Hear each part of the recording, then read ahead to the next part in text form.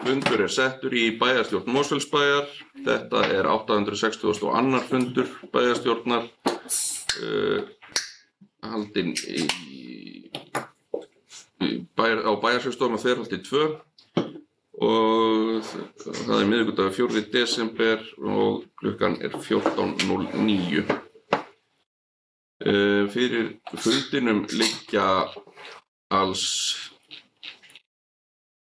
21 mál og fyrsta mál á dagskrá síðari umræða fjárhagsáætlunar Mosfellsbæjar auk breytingatillagna og það sá háttur hafður á hér að bæjarstjóri fylgir úr hlaði tillögunni, svo verður það bæjarfulltrúi Hallakarin sem að tekur næst til máls fyrir hönd meirihluta, bæjarfulltrúi Helga tekur svo til máls fyrir hönd D-lista og þá bæjarfulltrúi Dagný fyrir L-lista og þá opið fyrir mælendaskrá fjárhagsáætlunina. Í kjölfarið verða svo kynntar breytingatillögur og umræður þær. Og við bara hefjum göngu til dagskrár og ég býð bara bæjarstjóra að taka til máls, gjörðu svo vel.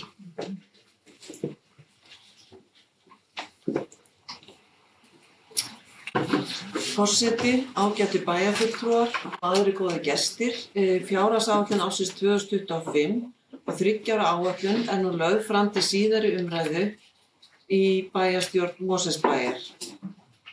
Fjárhagsáætlunin, hún endurspeglar mikla fjárfestingaþörf og ákveðna innviðar sem í stofnunum okkar þar sem að þörf á viðhaldi og endurnýjun.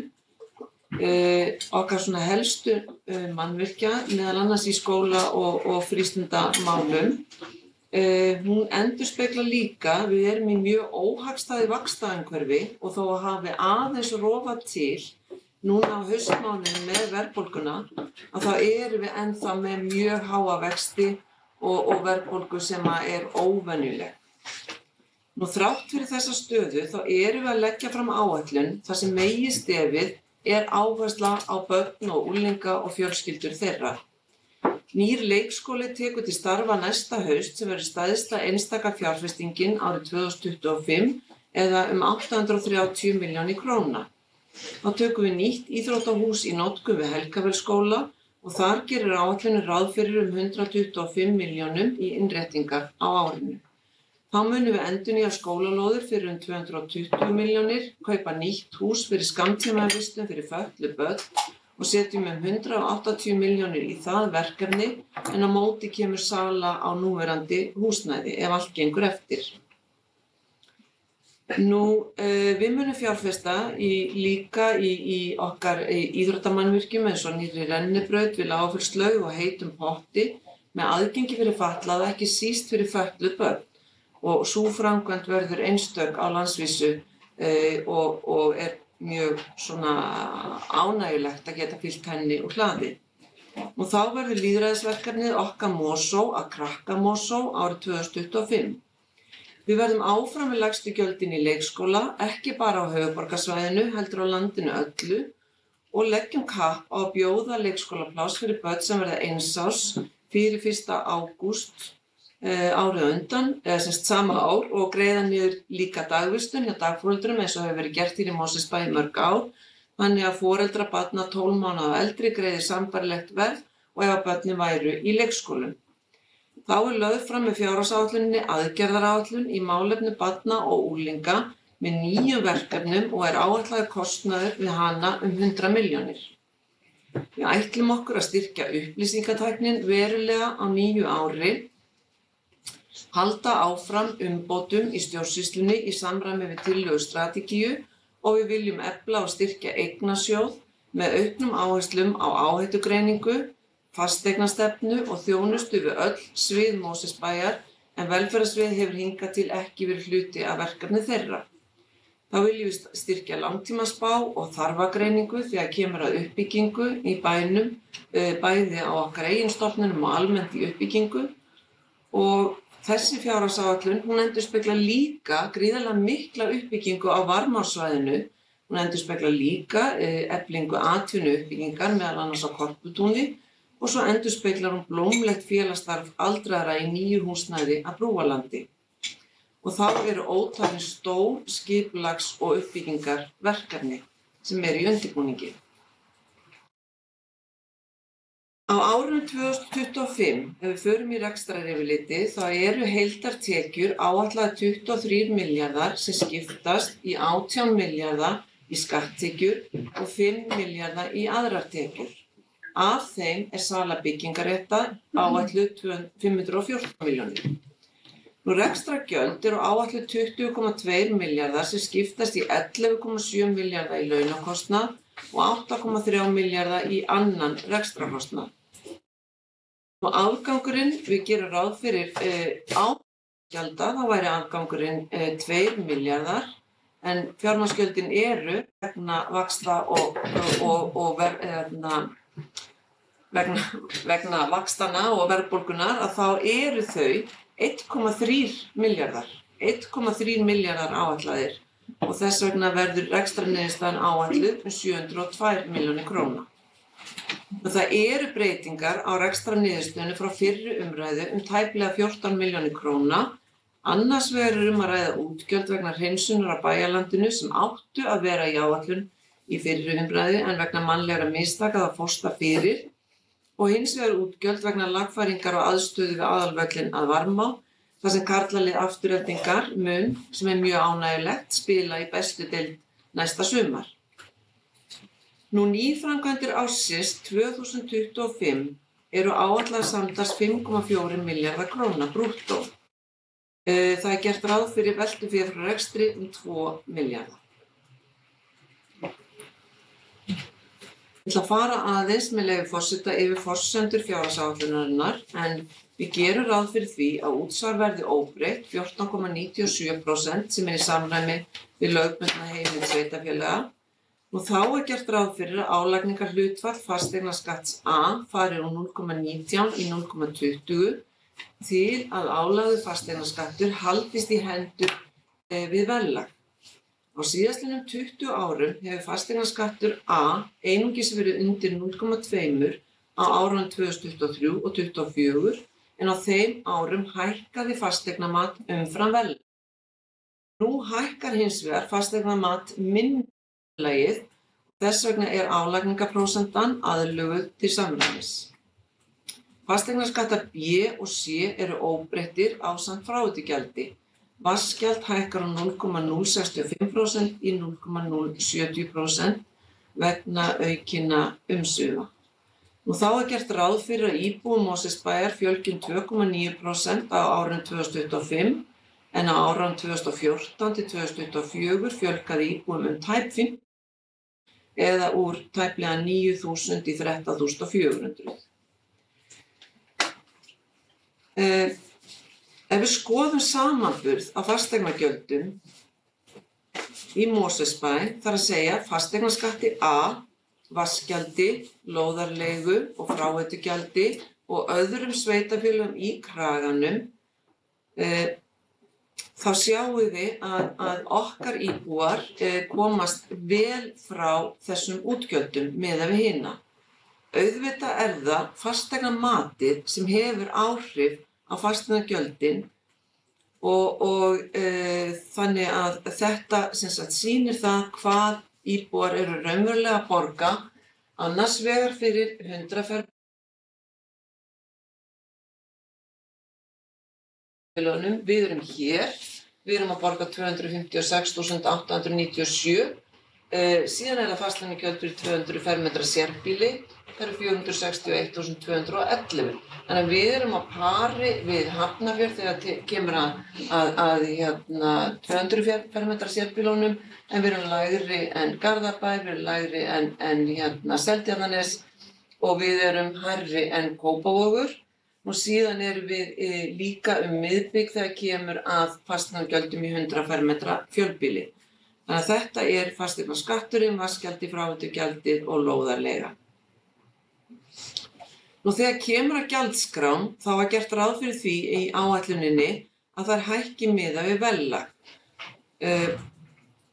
Og það verðlag sem stuðst er við er þjóðhagsspá Hagstofu Íslands sem er 3,9%, auk þess sem að gjaldskrár fyrir þjónustu við börn eru áætluð 3,5% og það er í samræmi við ákvörðun í tengslum við síðustu kjarasamninga. Nú þá er vert að taka fram að skólamáltíðir verða ókeypis eða gjaldfrjálsar. Eins og hefur komið oft fram í umræðu þá er Mosfellsbær með einna lægstu leikskólagjöld á landinu og það er einfaldlega gott að vera foreldri í þessum bæ. Við skoðum vísitölufjölskylduna á Glæru og setjum hana upp á Glæru 6. Það fyrir ekki afsakið, þið þurfum ekki að vita nú hvað glærurnar hjá mér, en þá er hægt að sjá samanburð sveitarfélagana í Kraganum á kostnaði hjóna sem búa í 100 fermetra fjölbýli með 2 börn. Vinstra megin má samanburð á kostnaði hjónanna með 2 börn sem eru bæði í leikskóla. Í miðjunni eru 2 börn í frístund og svo til hægri er 1 barn í leikskóla og 1 barn í frístund. Á þessari Glæru, og við erum að miða við 8 tíma vistunargjald, við vitum það auðvitað Kópavogur er með ókeypis fyrir 6 tíma og minna. En það kemur fram á þessari Glæru mjög glögglega að álögur á þessa fjölskyldur er hvað lægstar í Mosfellsbæ. Og það munar auðvitað mest leikskólagjöldin.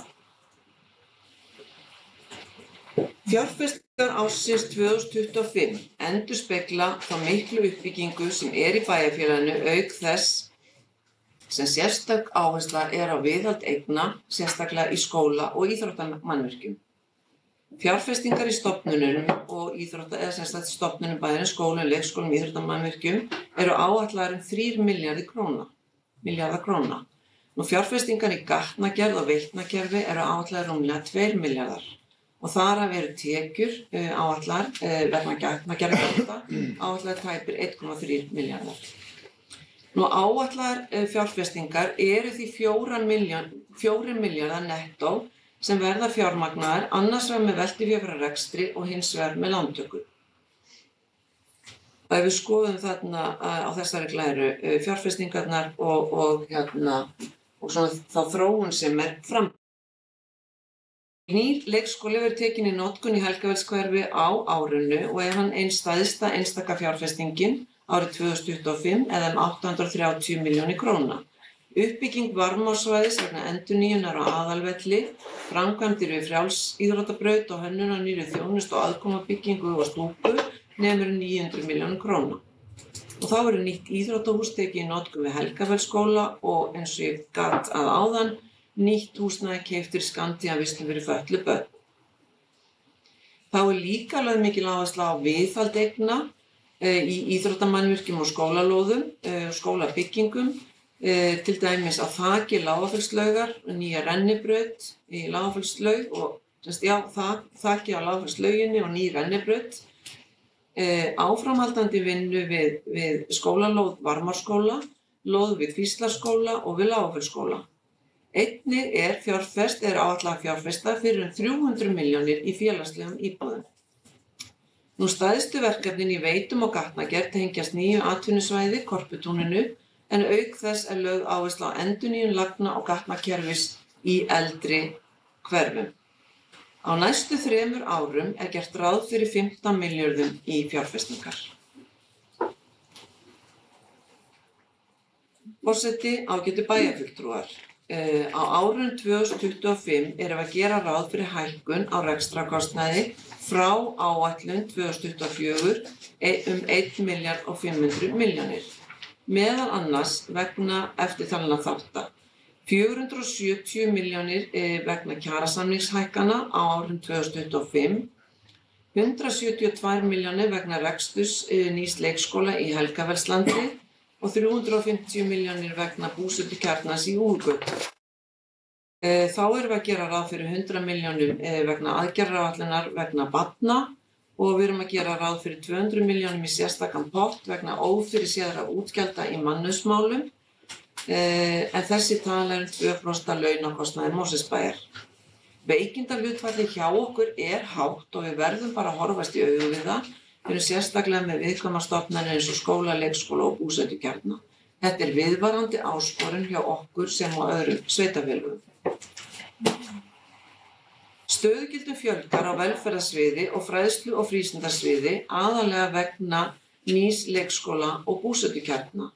Við fáum auðvitað spörum vegna búsetukjarnast, þá erum við að spara á móti í aðkeyptri þjónustu, þannig að það hefur ekki áhrif á stöðugildafjöldan. Við keyptum annars vegar þjónustu frá Klettabæ og síðan keyptum við þjónustu einnig frá öðru fyrirtæki vegna einstaklinga sem eru fluttir inn í Úlfgötuna. Nú þá mun ný aðgerðaráætlun gerir ráð fyrir því að stöðugildum muni fjölga í barnavernd og í skóla- og ráðgjafarþjónustu og síðan erum við líka að gera ráð fyrir að það muni fjölga í bólinu. Og við erum að gera ráð fyrir tæplega einu stöðugildi eða 80% stöðugildi á bæjarskrifstofunni vegna eignasjóðs, vegna mikilla umsvifa í verkefnum. Fjárfestingar eru í sögulegu hámarki og það gríðarlega mikilvægt að styrkja stoðirnar í eignasjóði og samspil sjóðsins við til dæmis Mosveitur og aðrar framkvæmdir. Það bæði að marka áhættustefnu og fasteignastefnu og það ráðgert á árinu 2025 ásamt því að formfesta hlutverk, umboð og ábyrgð og ferli vegna fjárhagslegra áætlana og verklegra framkvæmda. Þannig það mikið framundan í eignasjóði. Við ætlum líka að stefna því að setja upp samræmda innri leigusamninga og þetta eitt af því sem var nefnt í umbótaskýrslu strategíu. Þarna vantar ákveðna formfestu í sambandi við okkar eignir og svona samræmt að velferðarsvið sitji við sama borð og önnur svið. Nú á síðasta ári var samþykkt í fjárhagsáætlun 2024 að setja fjármagn til ráðningar á leiðtoga upplýsingatæknimála hjá Mosfellsbæ. Við auglýstum ekki þetta stöðugildi á árinu 2024 en munum gera það á árinu 2025. Það því ekki viðbótar stöðugildi að ræða í þessu í áætluninni ef við nýttum fjármagni sem átti að fara í þetta í úttekt á þessum málum á árinu 2024. Sú úttekt liggur fyrir og hefur verið kynnt í bæjarráði og á grunni hennar kom fyrirtæki Deloitte sem tók út upplýsingatæknimálin fram með 68 umbótatillögur, hvorki meira né minna. Þetta mikið langhlaup og við gerum ráð fyrir alltaf 5 ára innleiðingaráætlun þannig að við séum komin á mjög góðan stað. Og það erfið staða í upplýsingatæknimálum hjá Mosfellsbæ. Við erum með 4 algjörlega ótengd og ólík upplýsingatæknikerfi í gangi og stefnan að samræma þau. Og fyrsta verkefni að gera tillögu til bæjarráðs eitt sameinað upplýsingatækni umhverfi og svona til þess að stuðla að hagkvæmari rekstri og bættu starfsumhverfi starfsfólk. Þetta eitt af því sem hvað mest áhrif á starfsfólki okkar hvernig upplýsingatæknimálum háttað þetta bæði við út í skólunum eins og hér inni á bæjarskrifstofu. Nú aðgerðaráætlun börnin okkar á rætur í bókun bæjarstjórnar frá því lok ágúst þar sem bæjarstjórn lýsti yfir áhyggjum vegna fjölgunar barnaverndarmála. En á fyrstu 10 mánuðum ársins 48% aukning á barnaverndartilkynningum sem voru 661 eftir þessa fyrstu 10 mánuði og á bakvið þær eru 260 börn. Helmingur tilkynningana vegna áhættuhegðunar og það yfirleitt unglingar sem sýna áhættuhegðun og svona skilgreiningin þegar barn stefnir lífi sínu eða annarra í hættu. Og þetta sem að gerast í okkur stemmir við þá umræðu, opinberu umræðu í samfélaginu svona aukna vanlíðan barna og unglinga sem getur brotist út með margvíslegum hætti. Tillögurnar fyrir börn og ungmenni hafa meðal annars mótast á fundum með fjölmörgum aðilum og skiptast í almennar forvarnir, snemmtæka íhlutun og barnavernd. Í þeim felst meðal annars hækkun frístundastyrks úr 57.000 barn í 65.000 lýðheilsuverkefni fyrir börn og unglinga eins og lengri opnunartíma í íþróttamannvirkjum, gerð samskiptasáttmála á milli foreldra og skóla, fræðsla fyrir starfsfólk skóla og í velferðarþjónustu, aukin sálfræðiþjónustu og félagsráðgjöf fyrir unglinga, efling farsældastarfs og breyting á stjórnskipulagi innan skólana í Mosfellsbæ. Og það vissulega áskorun að koma slíkri áætlun af stað. Þetta verður stórt verkefni á árinu 2025. Við teljum þetta raunhæfar aðgerðir og mjög mikilvægar til þess að ná að vinna með börnum og fjölskyldum áður en vandinn verður of stór. Að lokum, með leyfi forseta, þá vil ég þakka okkar frábæra samstarfsfólki fyrir samvinnuna við gerð fjárhagsáætlunar 2025 og 3 ára áætlunar og vil fyrst og fremst nefna þau Pétur Lofton og Önnu Maríu Axelsdóttur á fjármála- og áhættustýringarsviði fyrir framúrskarandi vinnu. Ég vil líka þakka Sif Sturludóttur sérstaklega fyrir vinnu við uppsetningu á greinargerðinni í samvinnu við fjármála- og áhættustýringarsvið. Ég vil líka þakka okkar góðu sviðsstjórum, forstöðumönnum stofnana fyrir þeirra framlag sem á eignasjóði, bæjarlögmanni og skrifstofustjóra umbóta og þróunar. Og þá vil ég þakka mjög gott samstarf við ykkur öll í bæjarstjórn við gerð þessarar áætlunar og þau samtal sem við höfum átt og vinnu, meðal annars gerð þessarar aðgerðaráætlunar sem markar töluverð tímamót. Og ég hlakka mjög mikið til samstarfsins þessi verkefni á árinu 2025. Takk fyrir. Takk fyrir, bæjarstjóri. Og þá það bæjarfulltrúi Halla-Karin, gjörðu svo vel.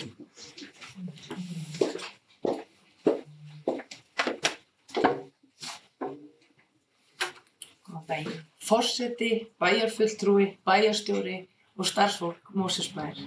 Ég kem hérna upp undir máli 1, fjárhagsáætlun Mosfellsbæjar 2025 til 2028, seinni umræða. Ég ætla ekki að endurtaka ræðu mína frá því í fyrri umræðu, en langar að stikla á stóru varðandi fjárhagsáætlun ársins 2025. Ég vil þó byrja á því að þakka enn og aftur bæjarstjóra og starfsfólki bæjarins fyrir þá miklu vinnu sem liggur að baki þessara fjárhagsáætlunar. Það vita það, allir hér sem eru inni, að við svona fjárhagsáætlunar eru margar vinnustundir. Ég vil sérstaklega nefna stjórnendur stofnana bæjarins og sviðsstjóra sem eiga miklar þakkir skyldar fyrir þeirra framlag, en að öðrum ólöstuðum viljum við sérstaklega, eða ég sérstaklega og við sérstaklega þakka sviðsstjóra fjármála- og áhættustýringarsviðs Pétri Lofton og Önnu Maríu Axelsdóttur, verkefnastjóra á því sviði, að ógleymdum bæjarstjóranum okkar Regínu Ásólfsdóttur. Framlag ykkar allra og ykkar kjörinna fulltrúa ómetanlegt fyrir bæinn okkar. Já, við erum virkilega stolt af þessari fjárhagsáætlun og teljum hana standa vörð grunnþjónustu og gott betur. Rauði þráðurinn í gegnum áætlunina áherslu okkar á forvarnir, velferð og lýðheilsu, með sérstaka áherslu á börnin okkar og ungmenni, eldri borgara í sveitarfélaginu og málefni sem skipta fjölskyldur máli. Hvað varðar áherslur okkar á forvarnir sem beinast að börnum og fjölskyldum, þá gerum við okkur grein fyrir því að það skiptir höfuðmáli að grípa ungmennin okkar áður en skaðinn skeður, eða eins og máltæki segir, byrgja skal brunninn áður en barnið dettur ofan í hann. Þó svo að Regína bæjarstjóri fór vel yfir aðgerðaráætlun okkar, þá finnst mér ég bara verða að koma inn á hana, þar sem ég ánægð með og stolt af okkur í bæjarstjórninni að taka þessa ákvörðun, að setja 100 milljónir inn í þá áætlun og mig langar aðeins að koma inn á þetta. Þegar í ljós kom síðastliðið sumar að stórfelld fjölgun hefði orðið á tilkynningum til barnaverndar á fyrri hluta ársins, lýsti velferðarnefnd þungum áhyggjum vegna málsins og hvatti til að leita yrði leiða til að bregðast við. Það var því sérstaklega ánægjulegt að segja frá því hér að allir bæjarfulltrúar í bæjarstjórn Mosfellsbæjar samþykktu sameiginlega bókun þar sem tekið var undir með velferðarnefnd og bæjarstjóra falið að leggja fram aðgerðaráætlun samhliða fjárhagsáætlun til að bregðast við þessum vaxandi vanda. Það styrkur fyrir allt samfélag að efla og styrkja þá sem þurfa á stuðningi að halda. Ýta undir heilbrigða lífshætti og góð samskipti og láta einstaklinga og fjölskyldur þeirra finna að allir skipta máli. Það ekkert betra en að búa í samfélagi þar sem pláss fyrir alla.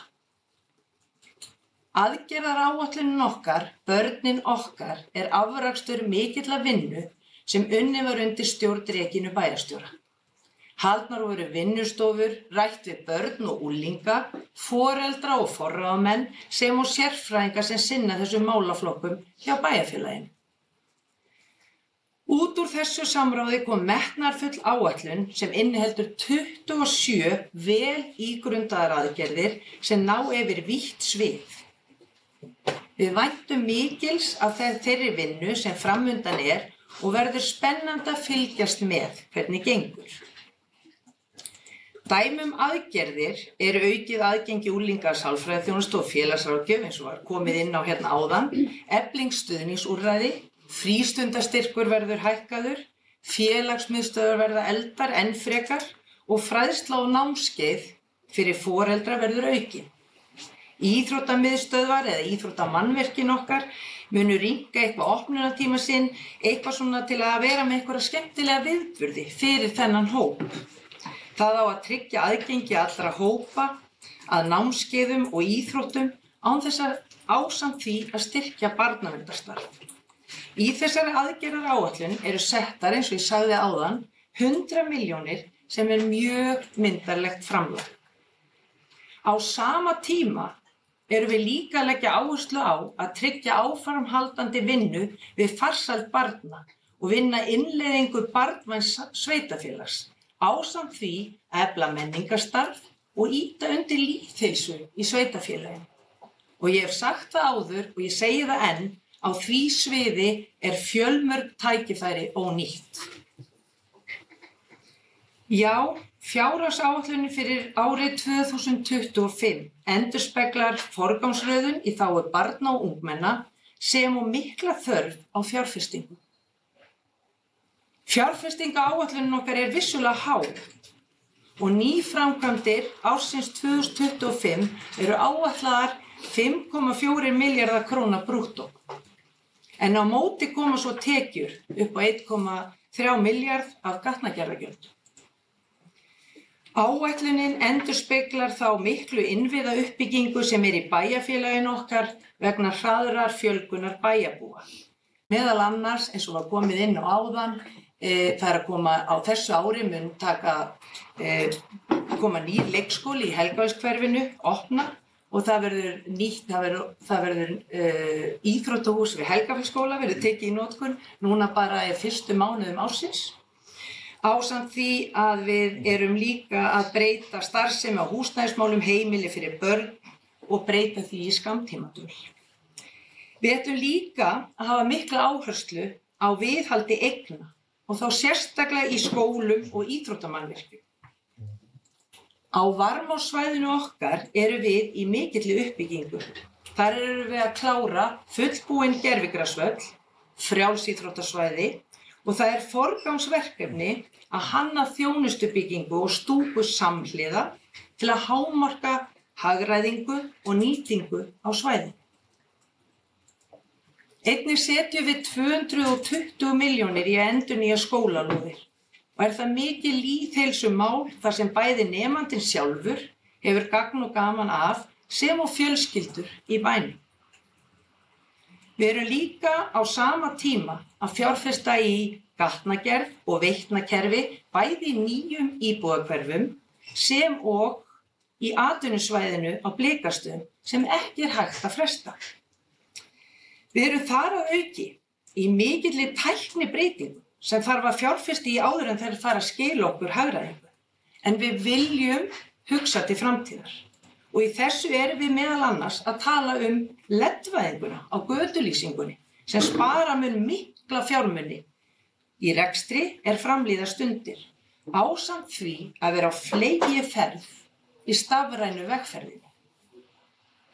Og bara svona til gamans að nú þegar búið að innleiða 30 verkefni þar og verður haldið áfram að vinna fleiri góðum verkefnum á því sviði ásamt upplýsingatækninni.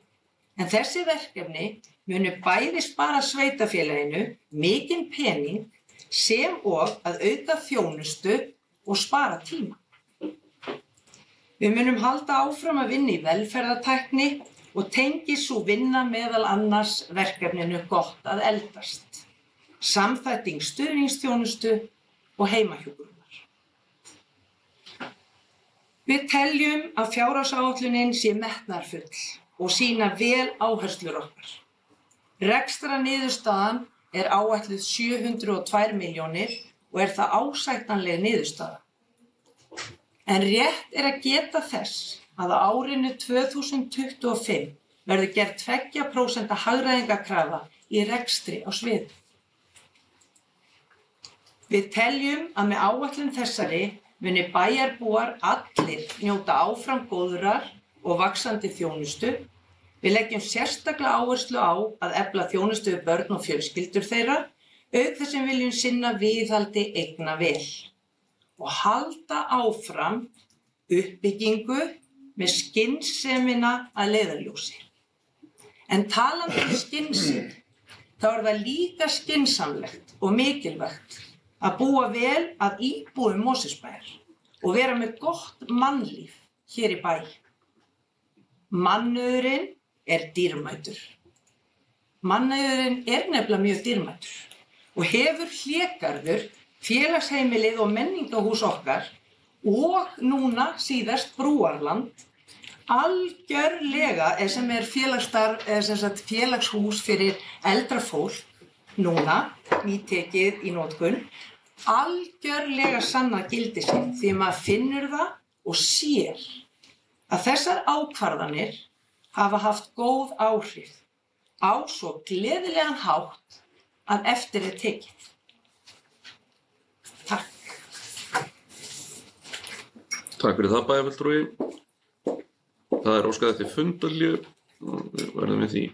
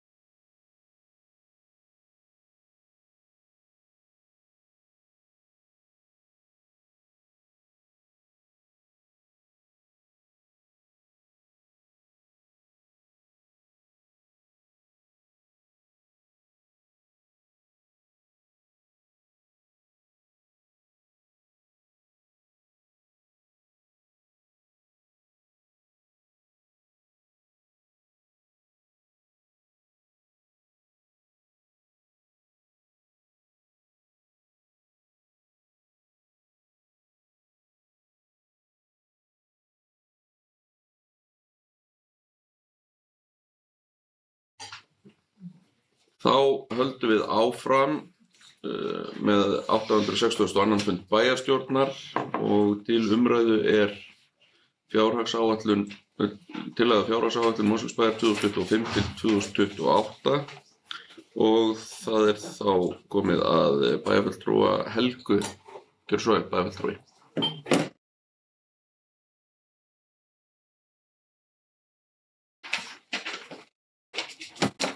Forseti, bæjarfulltrúar, góðir gestir.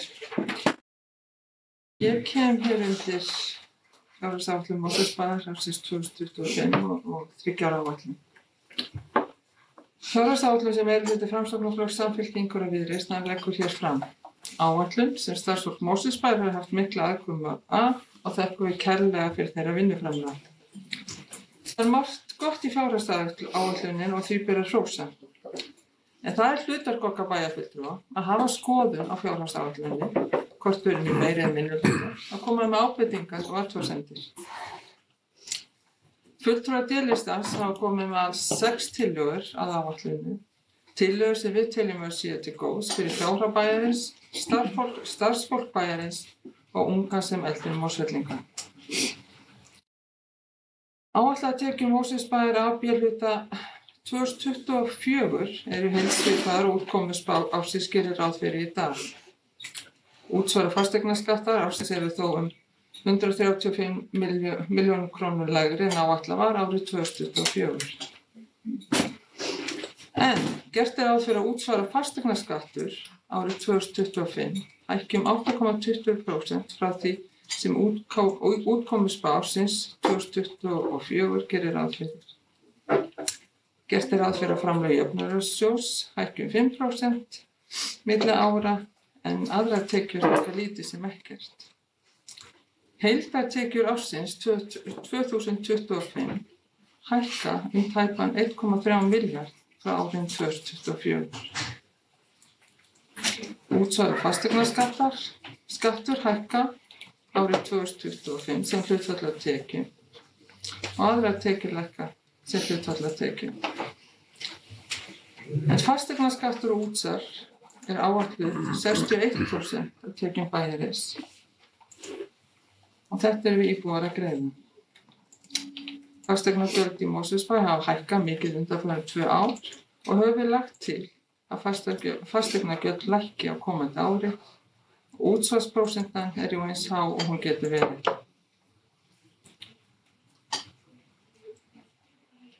En við viljum benda á að í áætluninni gert ráð fyrir 8,25% hækkun á fasteignaskatti og útsvari þegar spá hækkun tekjuskatts útsvarsstofns 6,7% árið 2025 og fasteignamat í Mosfellsbæ að lækka ef eitthvað það þar sem að ræða raunverðslækkun og íbúðaverði á höfuðborgarsvæðinu. Fulltrúar D-listans hafa lagt til að tekjur Mosfellsbæjar árið 2022 verði endurskoðaðar með tilliti til þeirra lóða sem áætlað að úthluta á næsta og næstu ári. Útgjöld ársins 2024 svipuð áætlað var en árið 2025 hækka þau 1,5 milljarð á milli ára. Laun og launatengd gjöld hækka 6%, breyting á lífeyrisskuldbindingum lækkar, en rekstrarkostnaður hækkar yfir 10%. Við gerum athugasemdir við mikla hækkun launakostnaðar þegar áætlaðar kjarasamningar opinberra starfsmanna hækka 3,5% á næsta ári. Rekstrarniðurstaða A- og B-hluta árið 2025 eftir afskriftir fjármunatekjur og fjármagnsgjöld jákvæð tæpar 700 milljónir. Jákvæð niðurstaða sem byggir á milljarðaaukningu skatttekna til að koma á móts við okkar mati mikla hækkun launa og launatengdra gjalda og 10% hækkun á öðrum rekstrarkostnaði. Fjárhagsáætlunin mjög þannig okkar mati og ljóst að skuldir bæjarins að aukast og munu auka næstu ári og það áhyggjarefni við stöðuna í samfélaginu. Kærar þakkir. Takk fyrir það, bæjarfulltrúi. Og þá var það bæjarfulltrúi Dagný, gjörðu svo vel.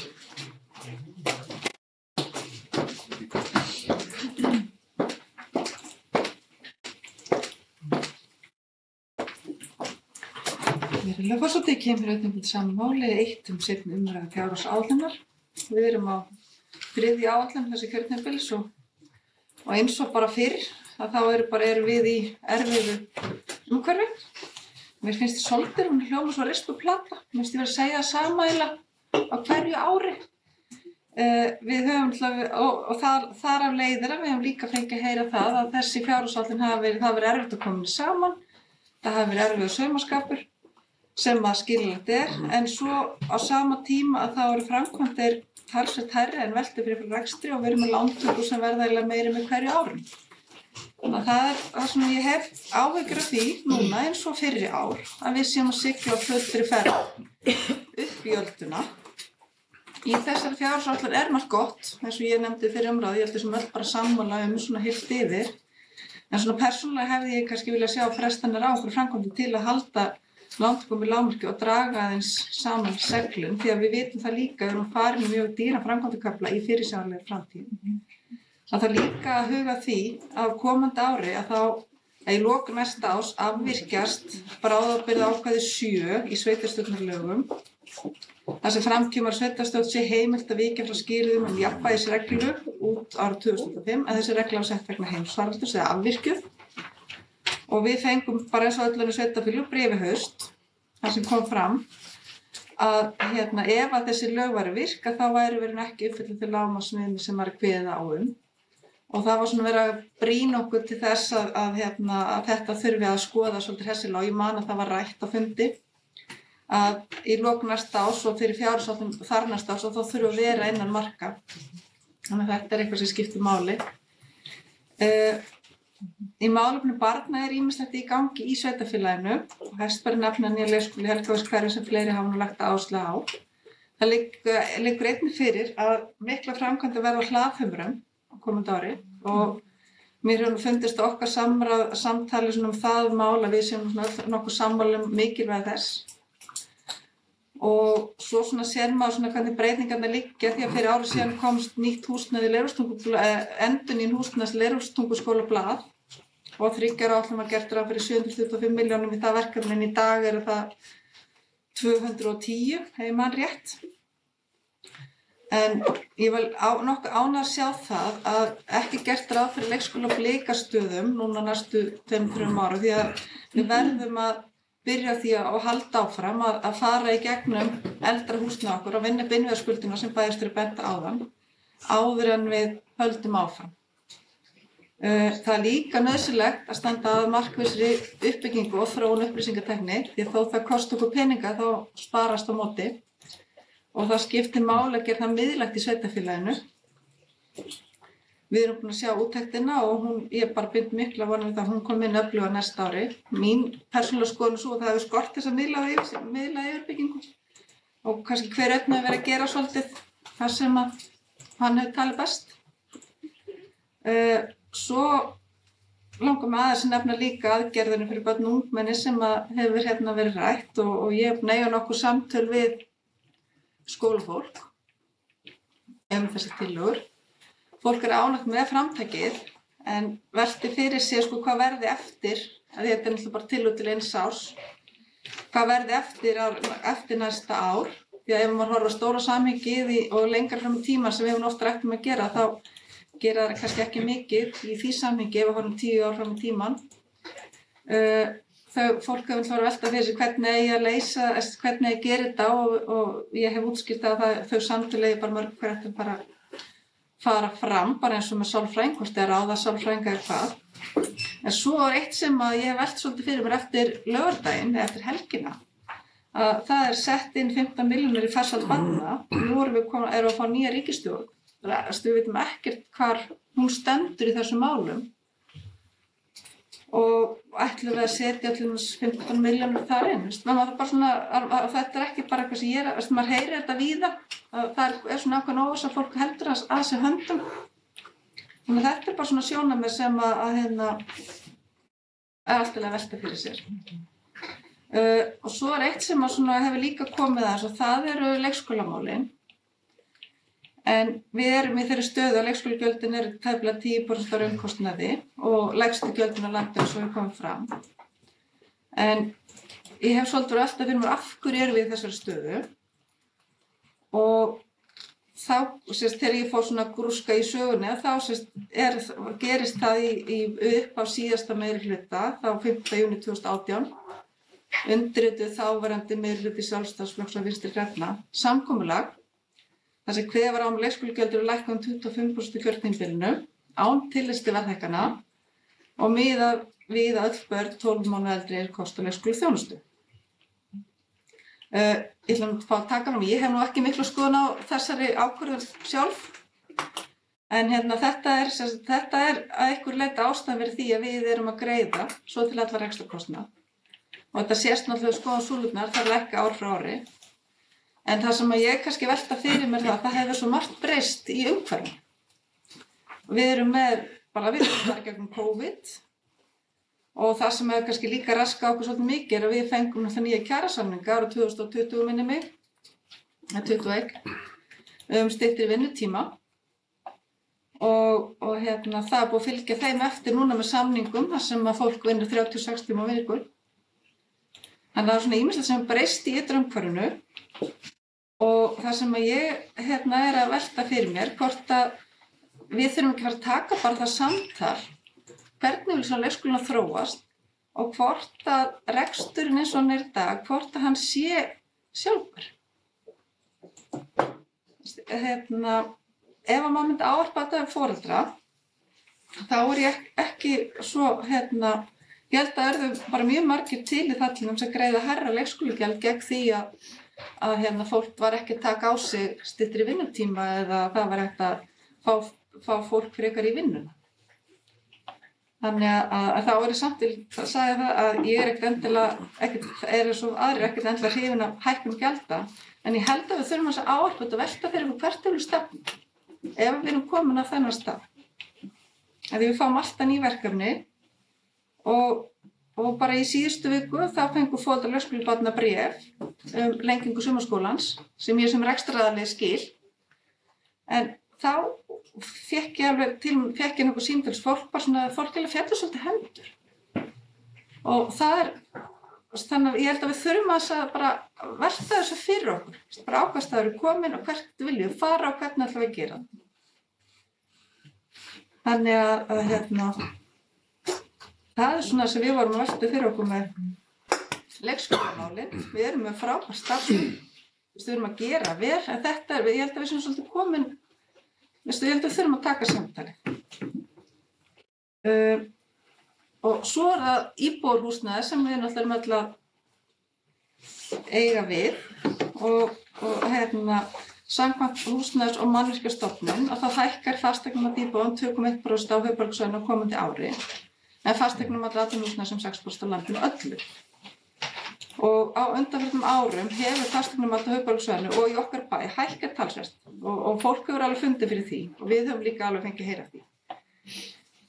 Fyrir ári síðan var hækkunin 11% íbúðarhúsnæði og ég bara til dæmis hitti einn bara í mínu hverfi daginn sem sagðist loka augunum þegar hann var að greiða sig gjöld því að þetta var búið að hækka ríflega 250.000 á 3 árum.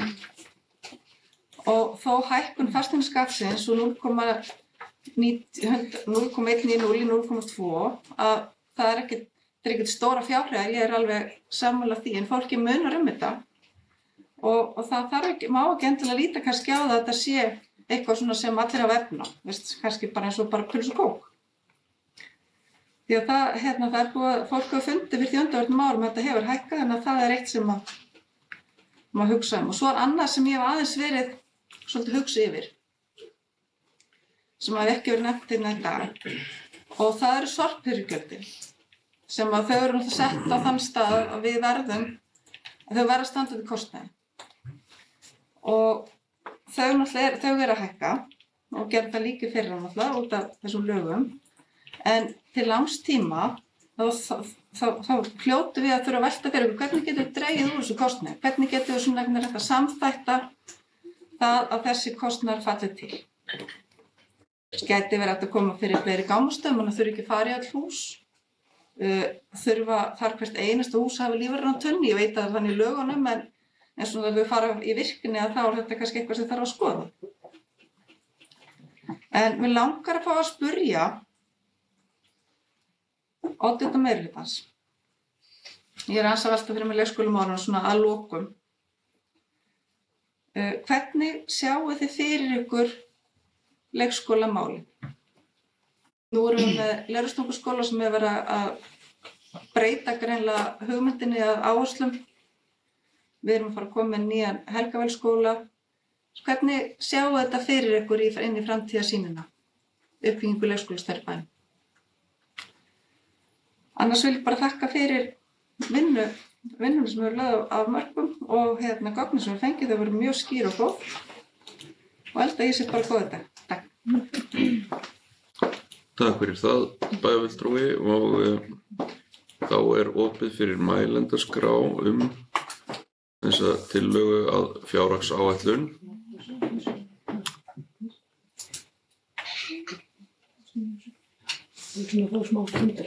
Ok, það er óskað eftir fundarhlé, við verðum með því.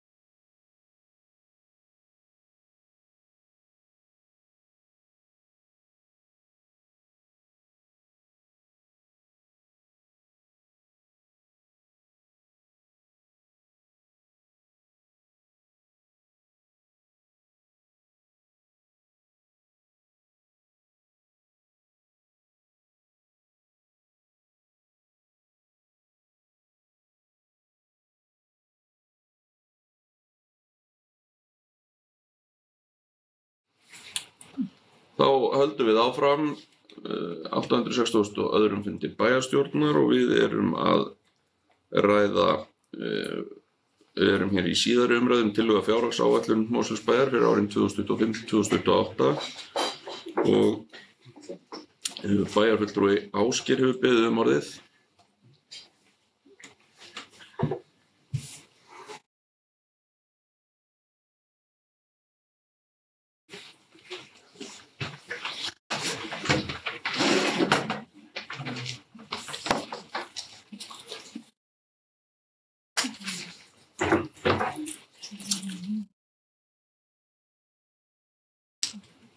Forseti, bæjarfulltrúar og aðrir gestir. Ég kem hér upp undir dagskrárlið þessara fundar sem er fjárhagsáætlun Mosfellsbæjar fyrir árið 2025-2028. Það búið að fara hér ágætlega yfir forsendur og nokkuð ítarlega hvað þessi fjárhagsáætlun snýst af bæjarstjóra og ég vil taka undir þakkir hennar til allra þeirra starfsmanna sem hafa komið að þessari fjárhagsáætlun og auðvitað bæjarstjóran sjálfs og eins og kom fram í máli bæjarfulltrúa Dagnýjar og Ellista þá er þetta mjög vel framsett, skýrt og örugglega gott fyrir hinn almenna leikmann að kynna sér málin fyrir þá sem hafa áhuga á því. Það kom fram í máli bæjarfulltrúa Höllukarinnar, oddvita Framsóknarflokksins, að þau séu mjög stolt af þessari fjárhagsáætlun, en það er margt gott í þessari fjárhagsáætlun. Það er engum blöðum það að frétta. Síðan getum við alltaf diskuterað og það er hluti af bara mismunandi sjónarmiðum og svo auðvitað einhver pólitík sem að lita það. Að við getum svo diskuterað hvað okkur finnst vera rétt í þessu, hvað okkur finnst vera gott, hvað okkur finnst vera mögulega slæmt og hverju þeim að sleppa og hvað mögulega vantar í þetta. Það kom líka fram hér að það er gott að vera foreldri í Mosfellsbæ vegna þess að við erum að borga lág leikskólagjöld og það er einfaldlega gott að búa í Mosfellsbæ og það er búið að vera mjög gott að búa í Mosfellsbæ í mjög mörg ár. Stundum höfum við haft það í flimtingum hér að meirihlutin tali stundum eins og við höfum búið torfkofum áður en þau tóku við, en það er svona meiri grín en alvöru, en við erum bara svo heppin að mikil ánægja hefur verið meðal íbúa í Mosfellsbæ til margra ára og það er sameiginlegur vilji og auðvitað stefna allra þeirra kjörnu fulltrúa sem eru hér í bæjarstjórn, þeirra 11 sem eru hér að halda því áfram og auðvitað reyna að bæta það sem hægt er að bæta. Ég ætla ekki að fara ofan í nákvæma útlistun á þeim framkvæmdum og öðru sem að kemur fram í þessari fjárhagsáætlun, en eins og kom fram í máli bæjarfulltrúa Helgu hjá D-lista, þá er hún mjög bólgin og þanin þessi fjárhagsáætlun og það verður að segjast eins og er. Fyrir okkur að fara að setja út á þá framkvæmda áætlun sem er hér í gangi, okkur fulltrúa í D-lista, það er bara pínlítið snúið vegna þess að langflest, ég veit ekki, ég er ekki búin að reikna það hvort það er 90% af því sem er verið að vinna hérna núna, var tekin ákvörðun af fyrri meirihluta og var búið að setja í gang. Og ég geri mér fulla grein fyrir því að það getur verið erfitt að hætta við eða hægja á eða breyta framkvæmdum, en stundum þá geta aðstæður verið með þeim hætti að það þarf mögulega að gera. Það sem við vorum óánægð með og ræddum í síðustu fjárhagsáætlun og jafnvel þeirri fyrstu, það var þegar að var tekin ákvörðun frestun á mikilvægum framkvæmdum af mismunandi ástæðum. Þar má nefna til dæmis niður á Varmá, þar sem að meirihlutin ber sér mjög mikið á brjóstunum og það sé mjög mikið í gangi, sem er alveg rétt, en það varð frestun á öllum framkvæmdum þar í meira en 1 ár. Það var frestaðist framkvæmdir í leikskólanum upp í Helgafelli rúmlega 1 ár líka ástæðurnar voru mismunandi, fólk vildi endurskoða þær áætlanir sem voru í gangi og svo framvegis, en þetta hjálpaði ekki til, hvorki fjárhagslega eða þá með það að gera að við myndum fá í notkun þær fjárfestingar sem að við ætlum að nýta. Síðan það þannig að okkur hefur fundist ganga hægt varðandi skipulagsmál og þá sérstaklega varðandi endurskoðun aðalskipulags. Það átti að klárast hér á eiginlega fyrsta ári nýs kjörtímabils. Við vorum búin að vinna þetta í 3 ár á síðasta kjörtímabili, en að ýmsum utanaðkomandi þáttum sem að ég hef nú bent á að hefði viljað taka á fyrr, að þá hefur þetta dregist óhemju og við erum að vera búin núna, það rúmt ár eftir þessu kjörtímabili og við erum ekki ennþá búin að klára aðalskipulagið. Og það eiginlega held ég bara Íslandsmet að ætla að vinna að nýja aðalskipulagi í einhver 6 eða 7 ára, jafnvel meira. Þar hangir á spýtunni ýmis mjög mikilvæg atriði, til dæmis nýtt skipulag sem að lýtur að Blikastaðalandi og það sem okkur hefur líka fundist ganga frekar hægt, það það að það hefur gengið hægt að úthluta hér lóðum og fyrir því líka ýmsar ástæður eins og til dæmis það mjög mikið umleikis á umhverfissviði og ég ætla ekki að gera lítið úr því, ég þekki vel þær aðstæður, en stundum þá gæti borgað sig að fá þá kannski utanaðkomandi aðstoð sem að gera það að verkum að það verður að klára hlutina fyrr og það myndi þá jafnvel spara kostnað. Nú, ef við tökum líka það sem var verið að ræða hér áðan í ágætum glærum frá Reykjavík bæjarstjóra, þar sem var verið að tala sérstaklega fasteignaskatta á íbúa, að þá höfum við sett út á það að fasteignagjöld hækkuðu mjög mikið hérna 23 og 24 og ágætt dæmi sem að Dagný var með, þar sem að það hækkað á ársgrundvelli 250.000 fasteignaskattar á 3 árum hjá einstaklingi sem að hún þekkir til. Þannig að það auðvitað umtalsvert og mjög mikið. En hér var verið að segja frá því að fasteignagjöld væru lág í Mosfellsbæ miðað við önnur sveitarfélag hér í Kraganum. Og það alveg rétt. Það á sér skýringar og það villandi að setja þetta upp með þessum hætti eins og var gert vegna þess að ástæðan fyrir því að við erum að borga lægri fasteignagjöld sú að fasteignamatið í Mosfellsbæ lægra heldur en annars staðar. Þess vegna erum við að borga minna í krónutölum heldur en aðrir, en fasteignaskatsprósentan, hún næst hæst í Mosfellsbæ, meira að segja hærri en Reykjavík, skattaparadísin. Það Hafnarfjörður sem að krónir það reyndar á toppnum, en við erum með næst hæstu prósentuna og erum að hækka hana núna upp í 0,20. Og það þó þetta sé ekki mjög hátt fyrir hvern og einn, úr 0,19 og 0,20, þá það svona að mér hefði fundist að íbúar Mosfellsbæjar eftir þessa miklu hækkanir 23-24, þá hefði þeir átt skilið að við myndum ekki hækka skattsprósentuna bara vegna þess að fasteignamatið ekki að halda í við verðlag. Það hefði verið ágætis svona statement á góðri íslensku frá þessum meirihluta að hækka ekki fasteignagjöldsprósentuna á okkar mati. Síðan þegar kemur að því að það verið að borga lægstu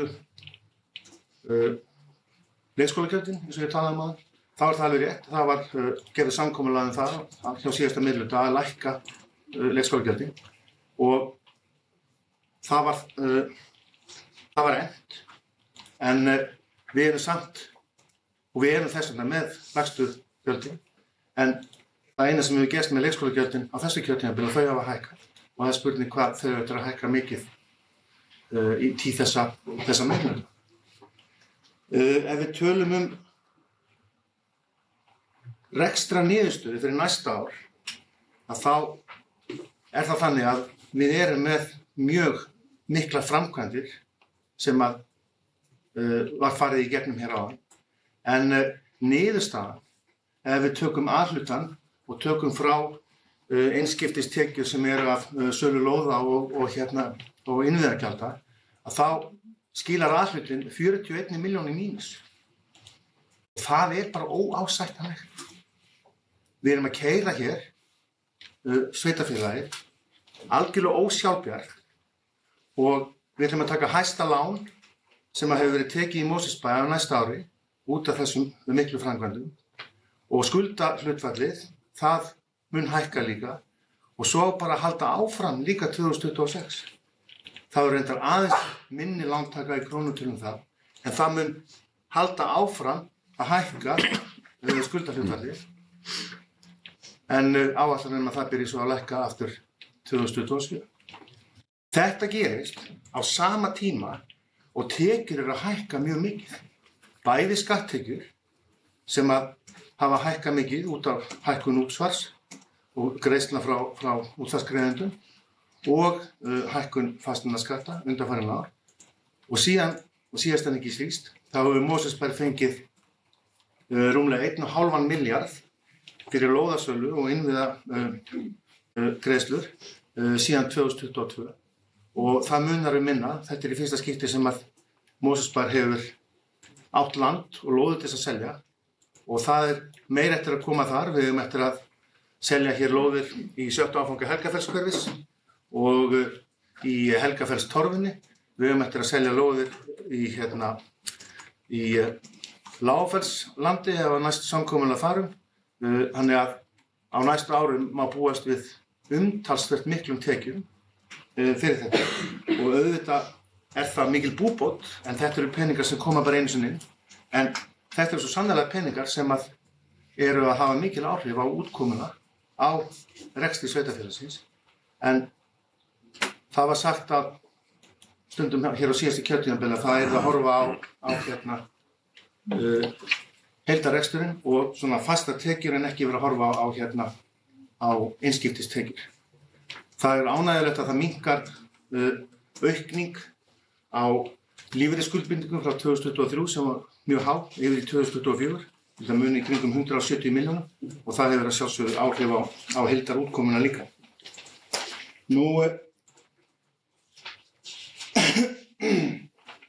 Launakostnaður, eins og bæjarfulltrúi Helga kom inn á hann að hækka hér að með minni 6,9%, meðan að við erum að tala að almenn launahækkun var 3,5%.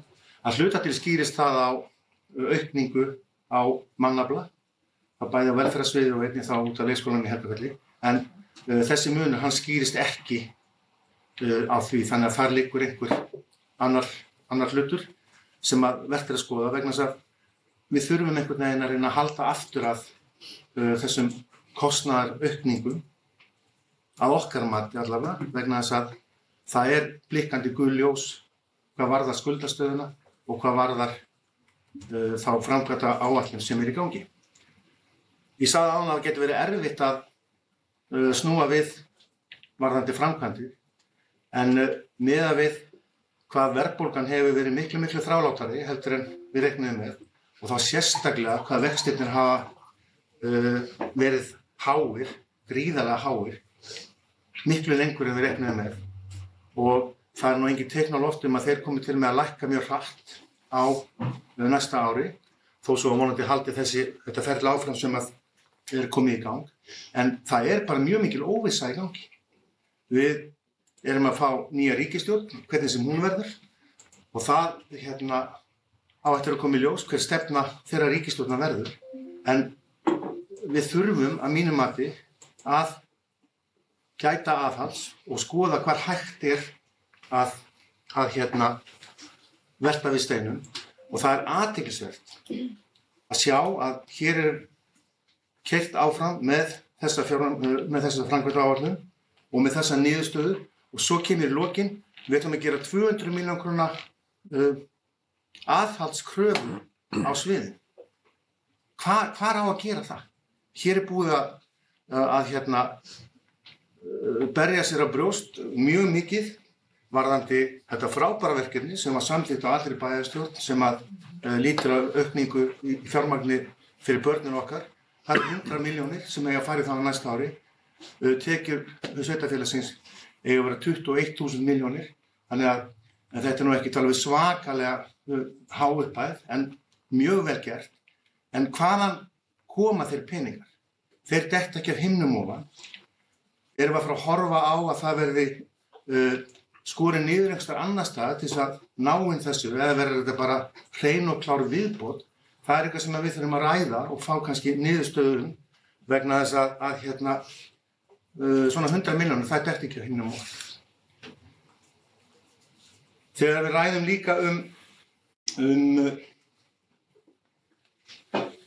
launamál, eins og við vorum að tala þetta væri mikil hækkun, að þá þessi hækkun á launum, þetta fyrir utan þær verktakagreiðslur sem að Mosesbær er að greiða hér á hverju ári, sem eru 20 milljóna, og þar af til einstaklinga er það mjög háar upphæðir, og það eru misjafnar ástæður fyrir því að þessir aðilar eru í verktakavinnu, en það hlýtur að fara að skoðast mjög fljótlega hvort að það borgir sig ekki að fara að ráða í þær stöður sem að hægt er að ráða í fyrir þessa verktaka, vegna þess að mér sýnist varðandi þær upplýsingar sem að við báðum og fengum að þetta séu mjög háar greiðslur miðað við ef við verðum með launþega hérna í vinnu. Við vitum ekki hvernig starfshlutfallið hjá þessum aðila og aðilum er. En það eru blikur á lofti, það er gul blikkandi ljós, áætlunin er góð og þetta er mikill metnaður, en við erum að keyra hér sveitarfélagið ósjálfbært í rekstri og það stefnir í að það verði bara áfram 2026, en vonandi verður það ekki, en hérna við þurfum að gæta að til þess að ekki mögulega illa fari. Takk fyrir. Takk fyrir það, bæjarfulltrúi, bæjarstjóri Kjölsvör.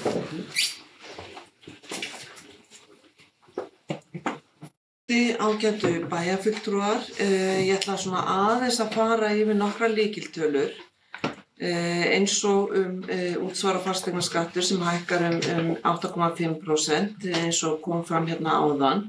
Þegar við skoðum jöfnunarsjóð þá eru auðvitað að hækka tekjur í jöfnunarsjóð ekki vegna málaflokks fatlaðs fólks eingöngu vegna þess að þær tekjur standa í stað eða lækka vegna þess að við erum alltaf þó við séum með hæst hlutfall fatlaðra íbúa hér í Mosesbæ á landinu, en þá er hlutfallið okkar samt á svona erfiðleikastigi eins og jöfnunarsjóður reiknar út framlögin, það er að lækka.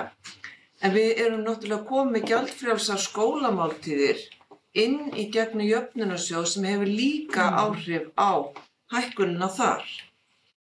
Nú, varðandi laun og launatengd gjöld. Laun eru að hækka á milli ára 697 milljónir. Aukning vegna kjarasamningshækkana eru 470 milljónir. Launahækkanirnar eru 3,5% að meðaltali en hins vegar eru lægstu launin að hækka meira. Og þannig og síðan eru alls konar hlutir eins og menntunarhækkanir og annað inn í kjarasamningum. Þannig það er nær lagi að áhrifin séu nær 4% heldur 3,5%. Nú, mesti þungi í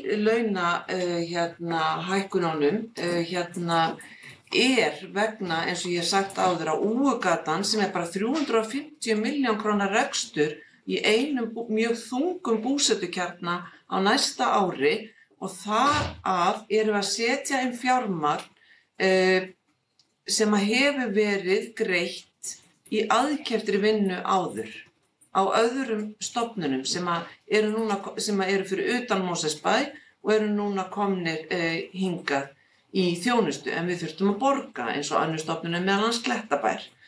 Þannig að það skýrir að hluti sem var í rekstri hjá velferðarsviði er komin inn í laun í dag. Þannig að ég hafnaði algjörlega að hér sé bólnun í kerfinu.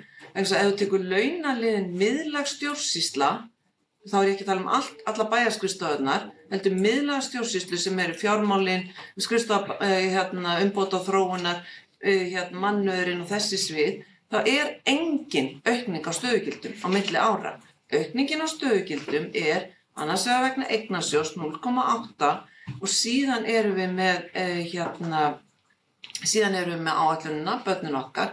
Annað er úti í skólakerfinu og í velferðarþjónustunni. Þannig að bara svo það sé sagt, það þarf að vera skýrt. Við erum ekki í einhverju yfirbyggingu í kringum okkur á 4. hæðinni. Nú, varðandi verktakagreiðslur, það er alveg rétt, en ég bara bið bæjarfulltrúa að athuga að þarna eru þið með upplýsingar sem aðrir bæjarfulltrúar eru ekki með, bara svo það sé sagt. Og þarna er verið að greiða verktakagreiðslur vegna fæðingarorlofs og síðan millibils ástands þar sem var ákveðið að ráða ekki í fastar stöður fyrir en eftir að við værum komin búin að gera stjórnkerfisbreytingar og þannig að það var seinkuð ráðning á stöðugildum til þess og þar að leiðandi leystu við ákveðið mál með verktakagreiðslum. En auðvitað er alltaf hagstæðara þegar langan tíma er að ræða og stöðugildi til framtíðar liti sem er búið að ákveða að hafa að ráða fólk frekar heldur en að vera með verktaka. Þú gerir það ekki þegar fólk hoppar út í 9 mánaða fæðingarorlof, bara svo það sé sagt. En ég minni á að þarna eru ekki upplýsingar sem að aðrir bæjarfulltrúar eru með. Nú hæsti svona annar rekstrarkostnaður er auðvitað vegna leikskólans í Helgafellshverfi. Það er auðvitað, við erum að opna nýjan leikskóla, en við erum líka með aukningu á velferðarsviði í málaflokki barnaverndar og fötlunamála. Og bara svo það sé sagt að þá er aukning í vistunum utan heimilis og kostnaðarauki þar að lútandi. Þannig að þetta er ekki bólnun í yfirstjórn, þetta er hins vegar aukning úti í kerfin okkar sem er algjörlega bráðnauðsynlegt að mæta. Takk fyrir. Takk fyrir það, bæjarstjóri. Fleiri sem óska eftir að taka til máls í þessum umræðum. Bæjarfulltrúi Aldís, gjörðu svo vel.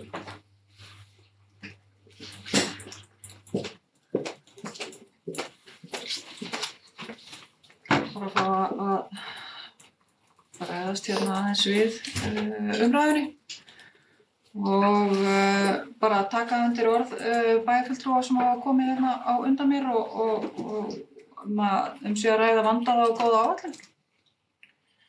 Hún er umfangsmikil, enda sveitarfélagið er stórt. Hún er umfangsmikil bæði í rekstri og fjárfestingum. Og mig langar bara að segja að mínu mati er bara mjög eðlilegt að fullnýta tekjustofna sveitarfélags sem er að koma á gríðarlegu vexti og fyrir séð að verði áfram í mjög miklum vexti á næstu árum. Og það er nauðsynlegt að vera bæði í nýframkvæmdum og líka að leggja fram mikla fjármuni í viðhald fasteigna og lóða. Og ég er mikið skilning á því að oddvitar minnihlutans og bara aðrir bæjarfulltrúar eigi erfitt með að setja fingurinn á það hvar eigi að draga úr. Því að það er ekki eins og það hafi ekki verið reynt við að setja saman þessa áætlun. Ég er alveg viss það að það hafa allir sem að þessu hafa komið hafa reynt eins og hægt er að svona forgangsraða og setja inn bæði viðhald og nýframkvæmdir sem eru nauðsynlegar. Enda fara þær að mestu leyti í uppbyggingu á skólahúsnæði og íþróttamannvirkjum sem ég held að við séum bara flest sammála að séu nauðsynlegar.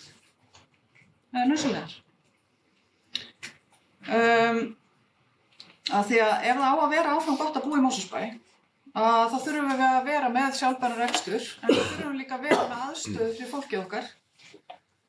Og það má vera að það taki okkur ákveðinn tíma að komast inn í sjálfbæra reksturinn og það er líka aftur bara mjög eðlilegt þegar svona mikill vöxtur fer fram á svona stuttum tíma.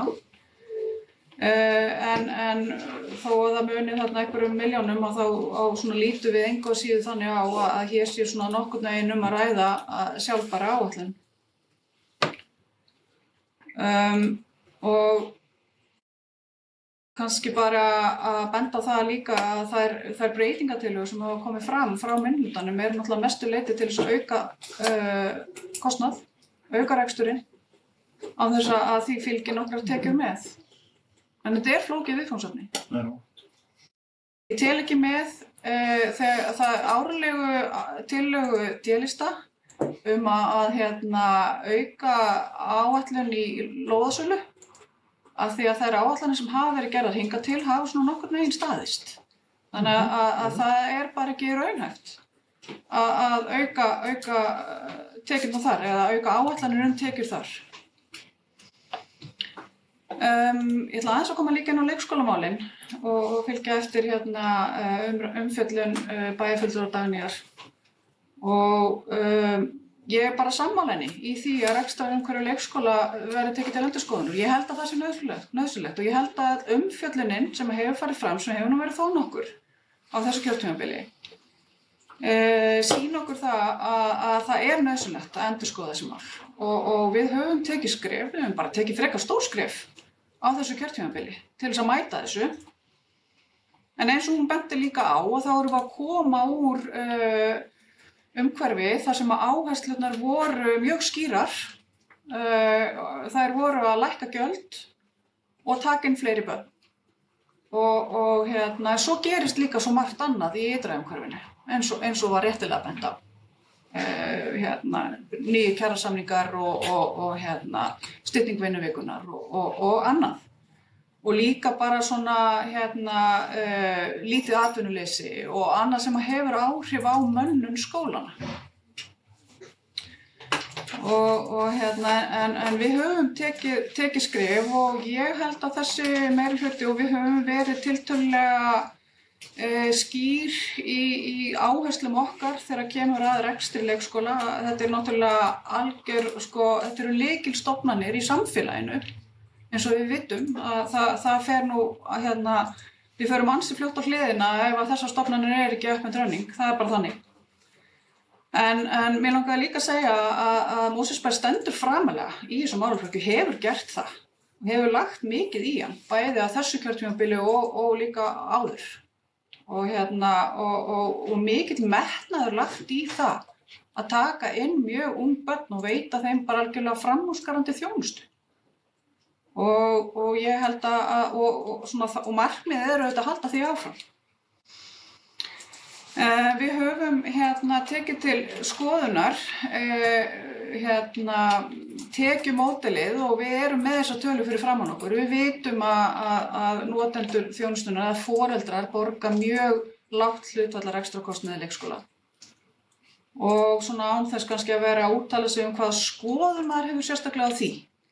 Að þá í vinnslu að skoða þetta gjaldamódel sem tekur þá þarf að taka tillit til sveigjanleika og fjölbreytileika og önnur sveitarfélög hafa tekið skref í þessa átt að gjöldin ákvarðist af þessum breytum sem geta verið aldur barna, vistunartími og tekjur foreldra. Og fjármáladeildinni hefur verið falið að skoða þessi mál og ég vona að það komi til okkar einhverjar tillögur á næsta ári sem við getum tekið til umræðu og sé svona hvaða skref við teljum rétt að taka í þessu. Þannig og svo varðandi uppbyggingu í leikskóla húsnæðinu sjálfu að þá auðvitað þurfti að forgangsraða. Það vissulega kominn tími á ýmislegt í Leirvogstunguskóla en svo fáum við til okkur verkefni eins og Hlaðhamra þar sem að þarf hreinlega bara að rífa niður húsnæði og taka þá ákvarðanir hvað á að gera næst. Og fjárfestingar, maður sér það í fjárfestingaráætluninni. Hún ber þess merki að það þurfti að taka þessar ákvarðanir. Því miður. Og að lokum þá vildi ég nefna það í sambandi við starfsemi sumarleikskóla sem ein af þessum ákvörðunum sem við höfum tekið að þá miðast breytingar áfram við að börn taki samfellt 20 daga orlof. Það er ekki að breytast.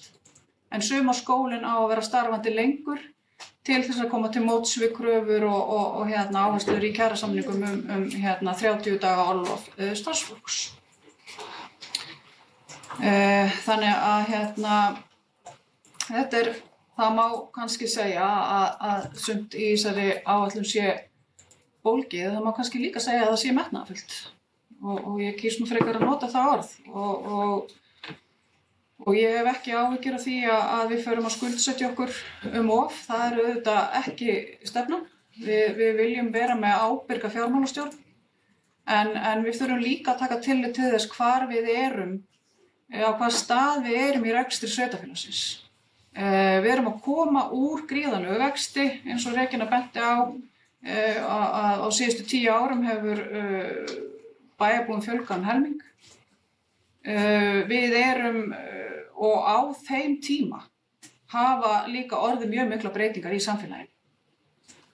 Og svo horfum við fram á mjög mikinn vöxt áfram og auðvitað þurfum við að taka ákvarðanir í dag sem bæði taka mið af því hvaðan við erum að koma en líka hvert við erum að fara.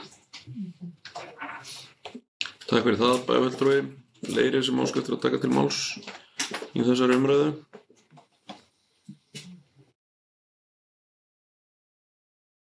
Og já, bæjarfulltrúi Dagný, gjörðu svo vel.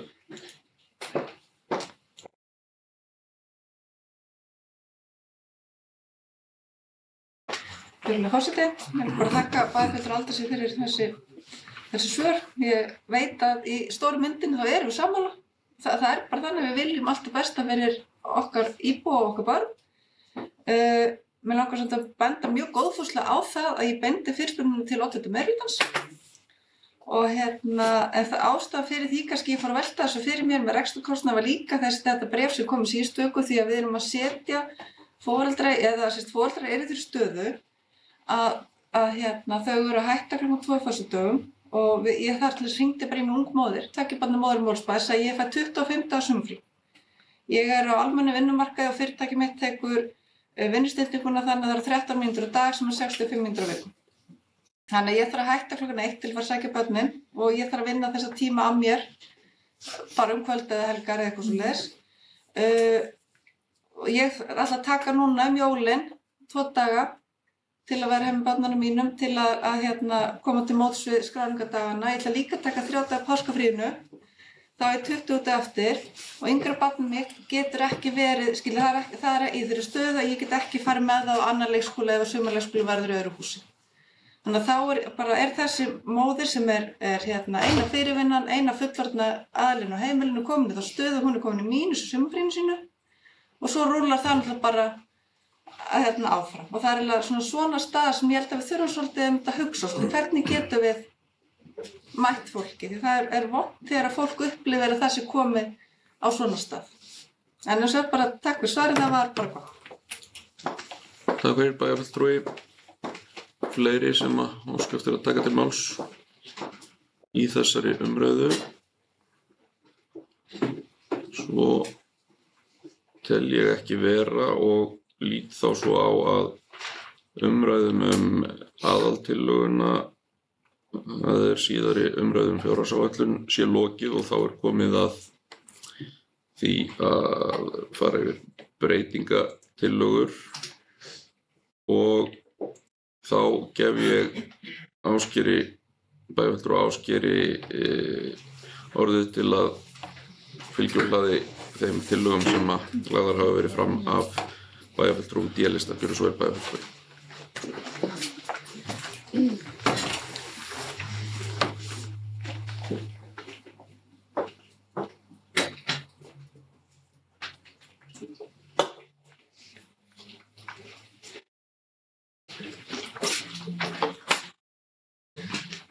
Forseti, bæjarfulltrúar að gestir kemur upp undir breytingatillögum frá fulltrúum D-lista í bæjarstjórn sem við lögðum fyrir við fyrri umræðu þessarar fjárhagsáætlunar 2025.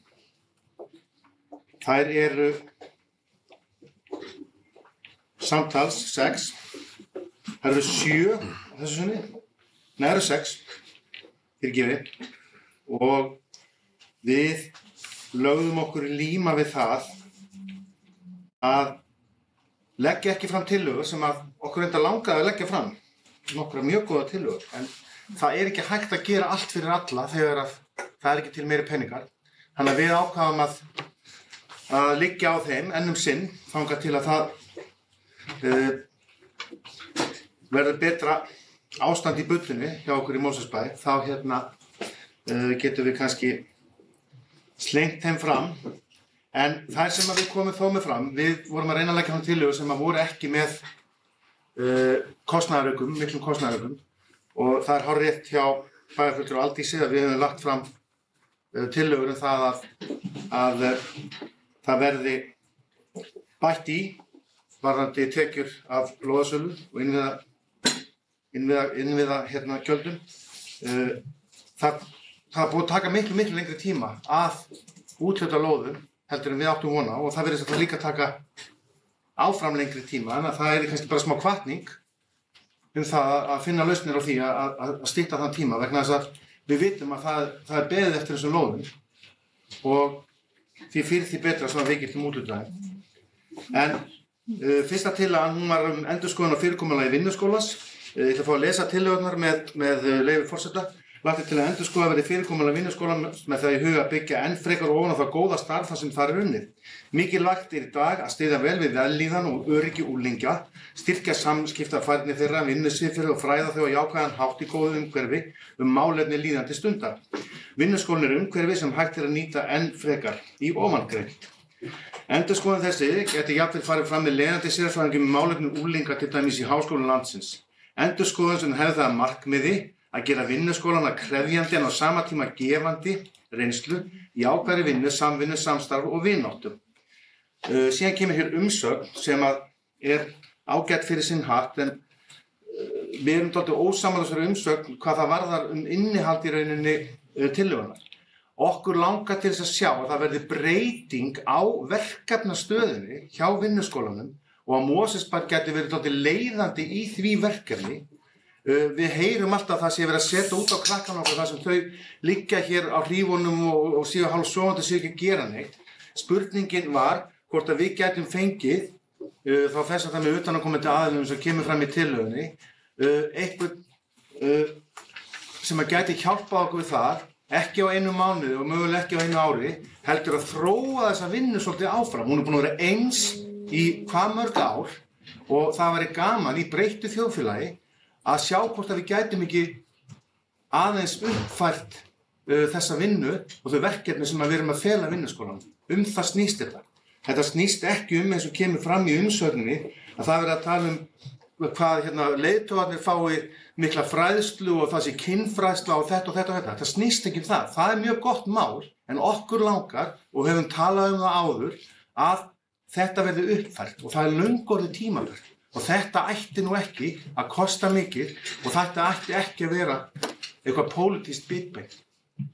Við getum státað okkur að því Mosfellsbær að vera frumkvöðlar í hinum ýmsu góðu verkefnum eins og í heilsumálum, fyrsta sveitarfélagið hér í því eins og við vitum og það verður gaman að taka þetta skref vegna þess að þessi umræða, hún á ekki bara við vinnuskólan hjá okkur heldur vinnuskólan hjá mörgum öðrum sveitarfélagum. Þannig að þessi umsögn, hún tekur svona á hluta af því sem við erum að tala en ekki einhvern veginn þann kjarna sem við viljum að fá fram í þessu. Síðan erum við að tala um að það er að bæta stöðugildi til þess að efla þjónustu við eldri borgara. Það er heilmikið spurt um þetta. Það kemur alltaf sama að þetta sé verið að fara að keppa þá við einkafyrirtæki og svo framvegis. Það er miklu dýrara fyrir eldri borgarinn að láta einkafyrirtæki gera þetta og við erum að tala um að það komi að sjálfsögðu þá tekjur á móti sem að mögulega myndu geta haldið niður þeim kostnaði sem þetta myndi leiða af sér og við höfum einmitt rætt það hér fyrr á þessum vettvangi og ég bent á það að okkur langar alltaf til að tengja saman kynslóðir og það væri gaman að krakkarnir Og það getur verið hluti af þessum nýju verkferlum að krakkarnir myndu taka sér í auknum mæli þessa vinnu og vinna þá með þeim eldri sem myndu þá mögulega vilja stýra þeim og í sínum eigin garði og hjálpa þeim við þetta. Og það getur ekki verið neitt annað jákvætt hvað það varðar. Númer 2, tillaga númer 2 frá D-lista. Það unnið verið að gera deiliskipulags eldri hverfa Mosfellsbæjar. Tillagan þannig lagt til að auki fjármagn verði sett árið 2025 til að vinna að gera deiliskipulags fyrir eldri hverfi Mosfellsbæjar. Vinna hafin við þetta verkefni og mikilvægt að klára hana. Til að spara starfsfólki umhverfisvis tíma og vinnu vegna mála tengjast óskipulegum hverfum Mosfellsbæjar samhliða bættri þjónustu við íbúa Mosfellsbæjar. Ég búinn að vera í skipulagsnefnd núna í tæplega 7 ár og það formaður í 4 og þetta mjög brýnt verkefni. Þetta tekur mikinn tíma að vera með ódeiliskipuleg hverfis í Mosfellsbæ. Þetta tekur mikinn tíma, þetta tekur mikla vinnu og þetta kostar ekki bara hér innan hús, heldur líka okkar skattgreiðendur, heilmikið vesen og þetta afgreitt hér í umsögn. Vinna við deiliskipulag eldri hverfa bæði kostnaðarsöm og umfangsmikil. Tillagan hefur ekki verið kostnaðarmetin en gera má ráð fyrir að hvert og eitt deiliskipulag getur kostað 10 til 20 milljónir. Hvaða vísindi ætti sér nú á bak við þetta? Hvað kostar tíminn við gerð deiliskipulags? Hvað eru margir tímar sem fara í mjög mörg ólík og misstór ódeiliskipulag hverfi í Mosfellsbæ? Og aftur, við erum ekki að tala um að gera þetta allt saman á árinu 2025. Við ættum að setja okkur markmið að taka eitt deiliskipulag, eitt hverfi til dæmis á hverju ári og klára þetta kannski á 4-5 árum. Ætlum við að hafa bæinn, helminginn á honum, ódeiliskipulagan, hvað lengi í viðbót að því við teljum okkur ekki hafa efni á þessu. Og væri þá ekki rétt að kostnaður útreikna þetta og fá að vita líka þá á móti hvað allt þetta kosti í vinnu, tíma og öðru hjá starfsmönnum á móti að vera með þetta eins og þetta Svo skulum við þá taka ákvörðun hvort þetta sé dýrt eða ekki. Þarna hefði kannski verið hægt að segja, tökum við þetta skoðunar, reiknum þetta út. Það kannski verið klárt á næsta ári eða eitthvað. Nei, ég veit ekki hvað að gera við þetta. Hendis út gluggann í næstu 10 ár af því að þetta kostar mögulega of mikið. En við vitum ekki hvað þetta kostar. Það stór munur á milli 10 og 20 milljóna. Þetta ekki góð vinnubragð. Númer 3. Unnið verða að stofnun fablafsmiðju í Mosfellsbæ. Góður og gamall kunningi, ef við viljum halda okkur við það. Við höfum lagt þetta til frá því að við fyrstu fjárhagsáætlun Mosfellsbæjar og tillagan með þeim hætti að sett var í gang vinna við að koma á stofn fablafsmiðju, /nýsköpunarsmiðju sem styður framsetta atvinnustefnu Mosfellsbæjar. Farið verið í vinnu við að kynna verkefni fyrir fyrirtækjum í Mosfellsbæ sem myndi vera þátttakendur í verkefninu og geti komið að því á fjölbreyttan og ólíkan hátt með beinni, þátttöku eða með styrk. Þetta mál búið að afgreiða eins og kemur fram í umsögninni. Tillaga FabLab nýsköpunarsmiðju hefur verið í vinnu hjá atvinnu- og nýsköpunarnefnd á kjörtímabilinu sem vísaði tillögu að komið verði á fót nýsköpunarsmiðju í bókasafni Mosfellsbæjar til bæjarráðs sem tók tillöguna til umfjöllunar á fundi nr. 1648 þann 21. nóvember síðastliðinn. Allt saman rétt. Við lögðum þetta til vegna þess að við vorum með það í okkar stefnuskrá fyrir síðustu kosningar að setja á stofn fablafsmiðju í Mosfellsbæ. Ég held að hinir flokkarnir sem að lögðu allir fram sína stefnuskrá á eftir okkur fyrir síðustu kosningar hafi líka verið með þetta sinni stefnuskrá. Þannig að þetta nú enn eitt dæmið það að þetta ætti ekki að vera mikið pólitískt bitbein. Það sem að gerist síðan það að við leggjum þetta fram á fyrsta ári, það gerist ekki neitt og síðan fer fram viss vinna í atvinnu- og nýsköpunarnefnd sem alveg hárrétt, þar sem eru fengnir aðilar til þess að fjalla kost og galla og mögulega kostnað í stofnun og svona fablafsmiðju. Við vorum búin að vinna ágætis forvinnu í þessu undir lok síðasta kjörtímabils, þar sem að við höfum kynnt okkur þetta og ég hef ítrekað bent á það að við vorum komin að stað með þá vinnu og hef ítrekað bent á það að þegar að stofnuðu fablafsmiðja, ekki nýsköpunarsmiðja, þá fást veglegir styrkir frá ríkinu. Síðan gerist svo sem ekki neitt annað en að inn í þessa nefnd kemur þessi niðurstaða frá þessum sérfræðingum og síðan leggjum við enn einu sinni fram þessa tillögu á síðasta í fyrri umræðum þessar fjárhagsáætlunar og í millitíðinni þá kemur bara fullbúin tillaga það að það er að stofna nýsköpunarsmiðju hérna á bókasafni og umræðan hafði ekki verið mikil í þeirri nefnd, eiginlega engin það hvort að akkurat sú niðurstaða ætti að vera eitthvað og formaðurinn hringir í nefndarmenn og biður þá hvort það sé ekki tilbúin að styðja þessa tillögu. Þetta er vonbrigði hvað það varðar. Ég hef aldrei verið spurður að því, hvorki að fulltrúum meirihlutans eða öðrum, hvaða fyrirtæki við höfum verið búin að tala við, hvaða styrki verið mögulega hægt að fá, eða hvort við ættum að vinna þetta eitthvað saman. En samt var talað það hér upp að kjörtímabils að við ættum að vinna þetta svo mikið saman, þetta var svo mikið gagnsæi og ekki fara í einhverja svona gamla pólitíska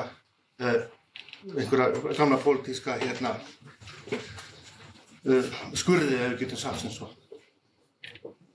Af hverju ætli það hafi ekki verið gert? Hvað ætli heldur við getum ekki haft á 2 eða 3 árum tíma til þess að skoða það hvaða fyrirtæki væri mögulega tilbúin að vera með okkur í þessu? Hvað hefði það kostað, til dæmis í húsaleigu, ef við höfum náð saman við framhaldsskólann í Mosfellsbæ að koma að þessu verkefni með okkur? Hvaða styrki hefði við getað fengið? Nei, það er ekkert skoðað. Heldur það er bara farið beint í það að útvatna þessa tillögu og þá að setja þetta á stað í bókasafninu og með tilheyrandi stofnkostnaði. Það er ágætis byrjun, af því það stendur hjá okkur Fabla eða nýsköpunarsmiðju, en það hefði verið gaman ef við hefðum verið búin að kanna allt hitt fyrst. Og ef að það hefði verið búin að gera það, þá hefur við ekki fengið neina vitneskju. En það var það bara fínt að fá hana. Ég fylgdist með þessari umræðu á síðasta bæjarstjórnarfundi þar sem að það fór nú langur tími í þetta og það var athyglisvert að sjá útskýringarnar sem að þar komu fram, en það kom hvergi fram að þetta hefði verið gert með þessum hætti. Og við auðvitað veltum því fyrir okkur þegar þessi fullkomna tillaga kemur svo fram á milli umræðina núna, hvort það sé þannig að því að tillagan kom frá okkur, þá er ekki hægt að samþykkja eins og hún var. En samt var þetta í stefnuskránum held ég, alveg örugglega. Þið leiðréttið mig ef það er ekki. Það er ekki pólitíkin sem við ætluðum að stunda þetta. Og það er ekki það sem að kemur mögulega Mosfellsbæ best. Og síðan er klippt út með því að því við vogum okkur að setja út af það að þetta sé gert með þessum hætti og við séum ekki nákvæmlega sammála aðferðafræði þó svo að auðvitað meirihlutinn ráði, við gerum okkur fulla grein fyrir því.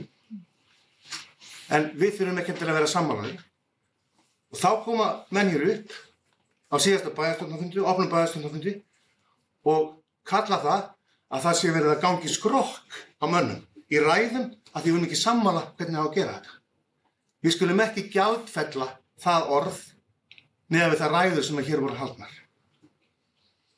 Og svo kemur fólk upp þar á eftir fulltrúi Framsóknarflokksins og talar með hæfilegu yfirlæti yfir minnihlutanum að það sé einhver annarlega hvatir sem að búa að baki þessu að vera að leggja þetta fram aftur og aftur þó sé búið að vinna svona mikla vinnu í þessu. Þetta er ekki sanngjörn pólitík. Og við erum ekki búin að þessu vegna þess að við vorum ekki með þetta stefnuskrá á síðasta kjörtímabili, heldur vorum að vinna að þessu, settum þetta í stefnuskrá á þessu kjörtímabili og okkur langaði rosalega til að láta reyna á þetta, hvort þetta var hægt að gera þetta með þessum hætti, með víðtækri samvinnu, með styrkjum, með samvinnu með fyrirtækjumina og með framhaldsskólanum sem hefði kostað kannski miklu minna heldur en ef við hefðum og ætlum að gera þetta með nýsköpunarsmiðju í bókasafninu. Þannig að það er ástæðan fyrir því að við erum ekki búin að gera þetta og þá þarf oddviti Framsóknarflokksins ekki stappa niður fótum að bræði í þetta sem ekki búið að gera þetta. Númer 4. Úthlutun lóða í nýju deiliskipulagi í Hesthúsahverfinu.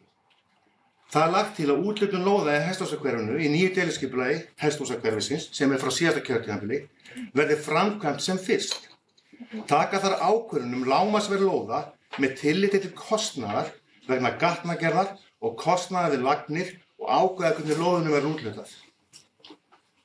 Þetta mál sem hangir hérna yfir okkur.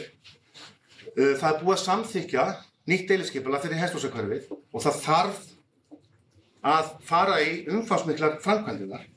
En það okkar tillaga að þær framkvæmdir verði reiknaðar út og það ætti að vera löngu búið að því og þá sjáum við hvað þessar lóðir fyrir að kosta og það getur vel verið að það séu kaupendur að þessu vegna þess að það mikil eftirspurn og fólk verður bara upplýst það af hverju þetta sá kostnaður sem þarna að baki og þá annaðhvort verður hægt að úthluta lóðunum eða ekki. Núna, við kláruðum þetta deiliskipulag 2021 í góðu samstarfi við Hestamannafélagið Hörð. Og núna kemur í stuttur umsögn í fyrirliggjandi tillögum fjárfestingar áætlun gert ráð fyrir að innviðir vegna nýrra hesthúsalóða verði til á árinu 2027. Það 6 árum eftir að við samþykktum nýtt deiliskipulag. Vegna aðstæðna tímafrekt að undirbúa úthlutun lóðanna. Ég eitt spurningamerki, ég veit ekki hvað það þýðir og það verður ágætt að fá útskýringar hvort sem við náum því hér eða hvort sem við náum því bara í bæjarstjórn eða bæjarráði eða í nefnd síðar. En við munum fylgja þessari tillögu eftir ef þetta verður ekki samþykkt að því þarna það bara að klára verkið. Það verður ekkert minna tímafrekt að gera þetta árið 2027. Númer 5 þá leggjum við til lækkun fasteignaskatta. Ég fór yfir það hér í máli mínu þegar við vorum að ræða fjárhagsáætlunina að vegna mikillar hækkana á fasteignasköttum undanfarin ára þá hefur okkur fundist það vera ágætis greiði við fólk hér að við myndum ekki hækka fasteignaskattsprósentuna á þessu tímapunkti vegna þess að við erum að tala að vaxtaumhverfið eins og það verðbólgan sem betur fer á leiðinni niður og fólk munar alveg þetta. Þó þetta sé bara spurning puls og kók eins og útsvarið eða kaffibolla eins og við verðum að tala þetta þegar við vorum að lækka. Að þetta það munar þetta og þegar við verðum líka að tala sem kannski aðeins óskilt þessari tillögu, þegar við erum að tala gjaldskrárhækkanir í Mosfellsbæ upp á 3,5% á gjaldskrám sem að tengjast börnum. Það en þegar við samþykktum í bæjarstjórn að við skildum hverfa frá þeim hækkunum sem var búið að ákveða ef hann myndi nást kjarasamningar sem að voru í þeim anda sem að síðan náðust, þá myndum við lækka gjaldskrána niður í 3,5%. Núna var hluti af gjaldskránu lækkaður í 3,5% en svo kom eitthvað nýtt heiti sem að það gjaldskrár sem að snúa að börnum. En það fullt af barnafólki sem að með börn að þau muna alveg meiri hækkun og öðrum gjaldskrám eins og þau þurfa að borga alveg svo fólk sem má ekki börn. Þannig að ég skildi það þannig þegar að við samþykktum í bæjarstjórn að það skildi ekki vera meira hækkan en 3,5% ef að samningar myndu nást að það ætti að ganga þvert yfir línuna. En það búið að breytast frá því það var ákveðið. Síðan erum við hér með tekjur á móti tillögunum og það lagt til að þessar, eins og ég kom áður inn á tekjur vegna lóðasölu og byggingarréttar verði endurskoðað og það var kannski bara ágætis hvatningi að gera það þannig að við getum reynt að drífa í því sem allra fyrst, öllum til hagsbóta. Þetta voru tillögur D-lista og það er umsagnir sem að þær voru sagðar og við þökkum að sjálfsögðu fyrir þær og þetta verður síðan tekið fyrir í atkvæðagreiðslu þessar breytingartillögur í þessari umræðu fjárhagsáætlun. Takk fyrir. Takk fyrir þetta bæjarfulltrúi og þá opnum við fyrir mælendaskrá þessar breytingartillögur D-lista og umræðurnar verða með þeim hætti að ég óska eftir að bæjarfulltrúar ræði aðeins eina tillögu í einu og tiltaki þá hverja þeirra verið að taka til máls og þá að við klárum þá umræðu þá tillögu eftir að fyrsti ræðumaður hefur tekið til máls hverja tillögu fyrir sig og já, þá opna ég fyrir mælendaskrá.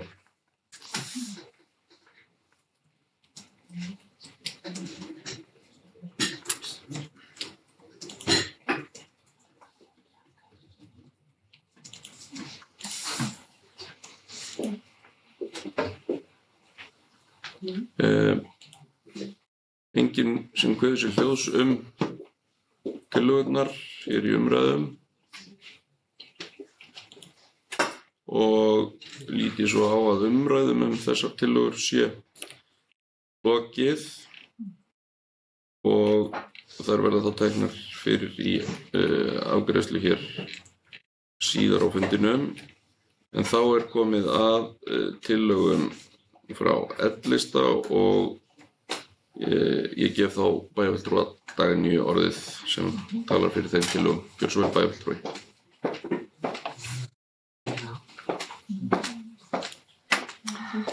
Forseti, ég kem hér upp og tala fyrir breytingartillögum vina Mosfellsbæjar. Mig langar í áður en ég byrja að svolítið kannski að rýna meirihlutann með það verklag að auka aðkomu fagnefnda og svo tala í meirihlutasáttmála. Það erfitt að breyta verklagi þegar það verið að gera nýtt en bara þetta kom svolítið upp á fundi í okkur að fólki fannst að hefði kannski mátt vera meiri aðkomu. Þannig að mér langaði bara svona byrja á svona að gauka því að ykkur. En fyrsta tillagan var sú að vinir Mosfellsbæjar leggja til að stofna verið sérstaka námsjóða fyrir starfsfólk og rökstuðningur var meðal annars sú að Mosfellsbæjar framsækja sveitarfélag og vill gera vel við sitt starfsfólk og því leggja vinir Mosfellsbæjar til að stofna verið sérstaka námsjóður. Mér fannst gæta ákveðins misskilnings í umsókninni því það ekki verið að tala námsleyfi. Það allt annar hlutur og það liggur fyrir í okkar kerfum í hvaða stéttarfélag hver eins starfsmaður borgar, hver starfsaldur og þar fram til götunum. Og því ekkert endilega kannski þörf að meta hver stór hópur og rétt á námsleyfi því það ekki að tala það og við eigum alltaf bara sirka svona að vita að vera með það á hreinu. En við erum að tala sem stuðning og styrks til þeirra sem eru sérstaklega ófaglærðir og hugmyndin kom út frá starfsfólki og leikskólum sem að til dæmis gætu sótt sér starfsnám til leikskólaréttinda. Því fólk þarf sveigjanleika, fólk þarf að fara í staðlátur, það þarf að fara í starfsnám eða vettvangsnám sem mjög gott starfsfólk gera á öðrum stöðum en í sinni vinnu. Og það væri jafnvel hægt að veita fólki einhverja smá aura þegar jafnvel búið með námið. Þetta væri hægt að gera kannski þetta kannski markmið geti verið 2-3 starfsmenn á ári og þá þannig að fólk skuldbindi sig þá til að vinna í sveitarfélaginu í einhverja x tíma eftir útskrift. Sveitarfélög hafa mörg reynt ýmsar leiðir til að fá fólk til starfa og sérstaklega að halda þeim í starfi. Og ég veit sveitarfélög sem eru að fara leiðir sem til þess að raska jafnvægi milli leik- og grunnskóla. Þar sem verið að borga fólki til dæmis aukalega fyrir að vinna á leikskóla. Og svo hef ég alltaf ekki á neina kannski skoðun á þeirri ákvörðun en ég veit til þess að svoleiðis verkefni eru í gangi. Okkur finnst þessi tillaga góð, mér finnst hún gefa góð skilaboð til starfsmannahópinn okkar, hún sýnir að við kunnum að meta fólk og erum tilbúin að standa með þeim. Þannig að það var svona okkar rökstuðningur og svo var það efling almenningssamgangna og þá eru þetta 3 tillögur í einni sem mér skilst á forseta að verði greitt atkvæði hverja fyrir sig, það ekki rétt til mér, ekki? Aftur ég svolítið hugsi yfir umsögninni.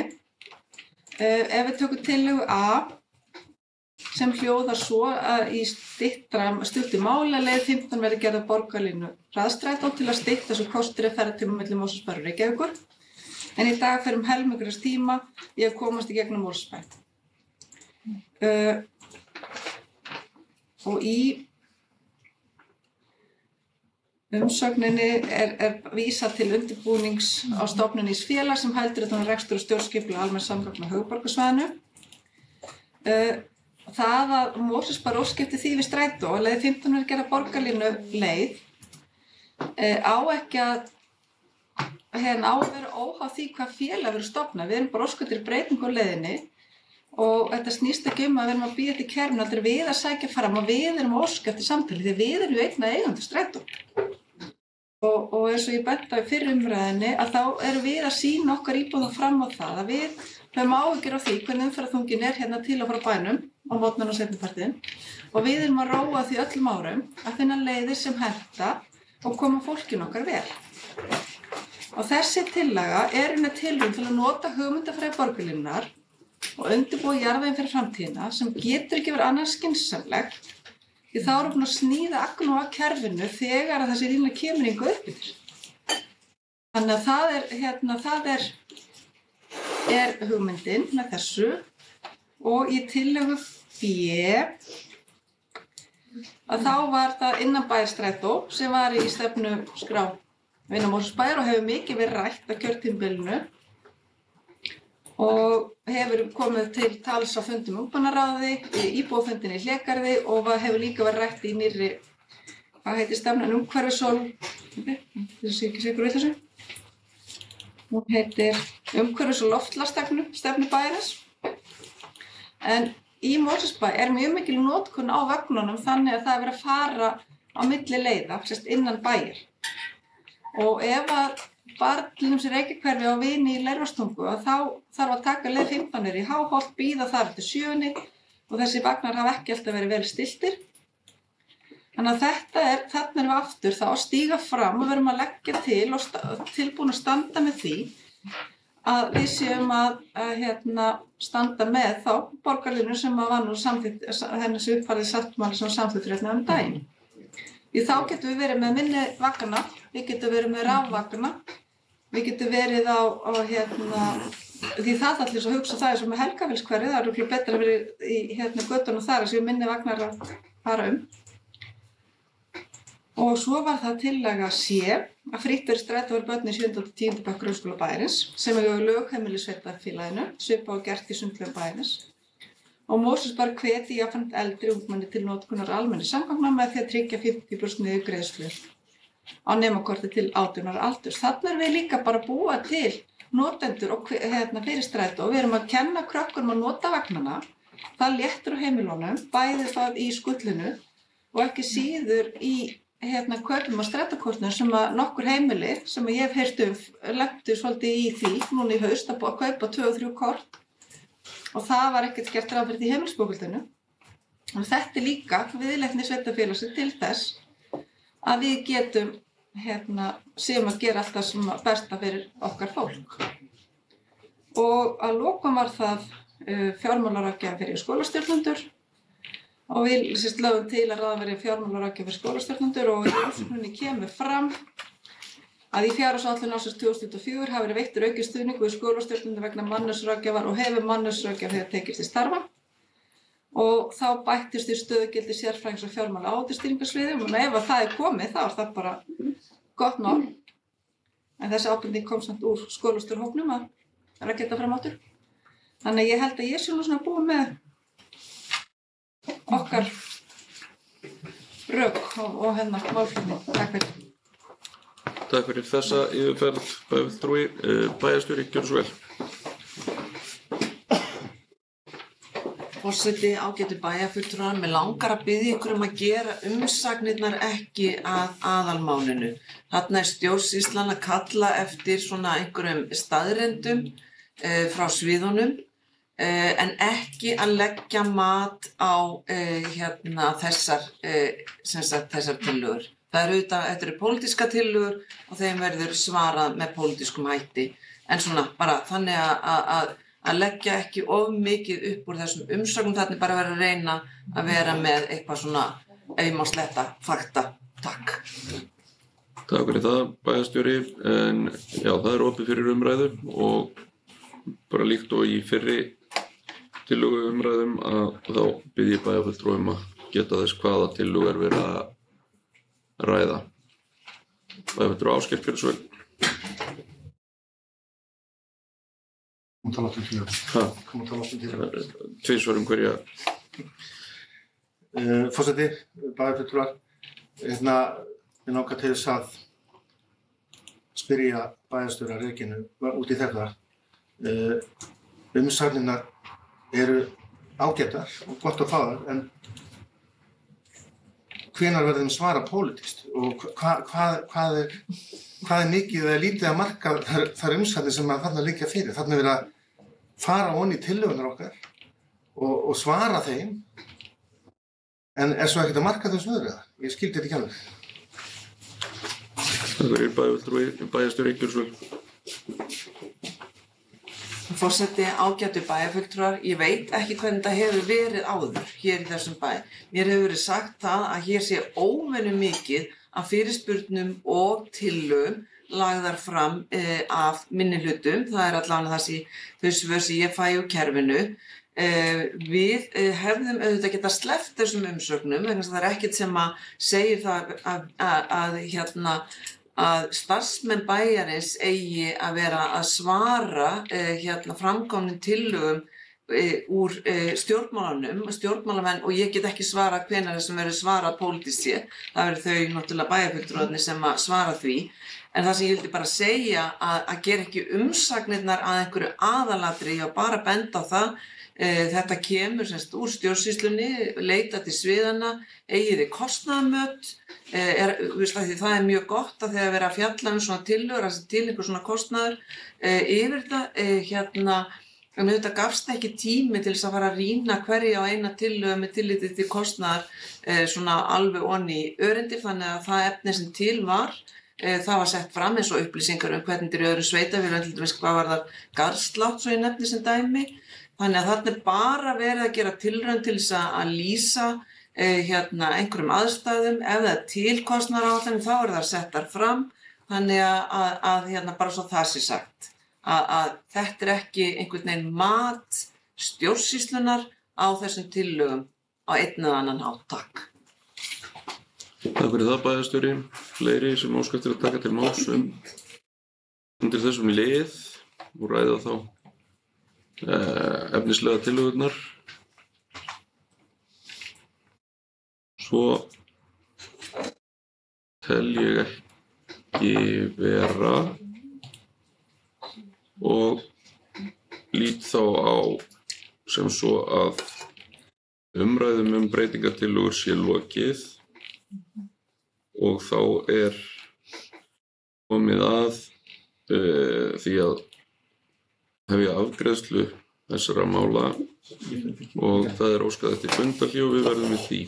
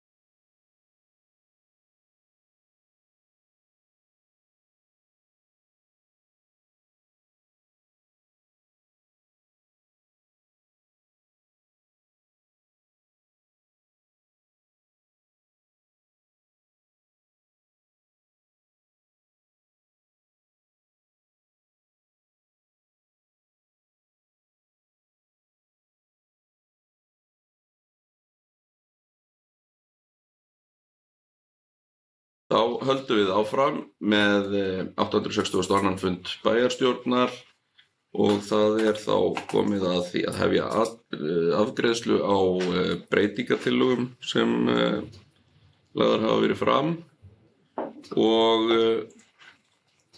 þær verða teknar fyrir hver fyrir sig og forseta kunnugt að boðið hefur verið málsmeðferðartillaga fyrstu tillöguna sem til afgreiðslu það þá tillaga D-lista endurskoðun á fyrirkomulagi vinnuskóla, A-hluti þeirrar tillögu og það bæjarfulltrúi Anna Sigríður sem gerir grein fyrir málsmeðferðartillögunni.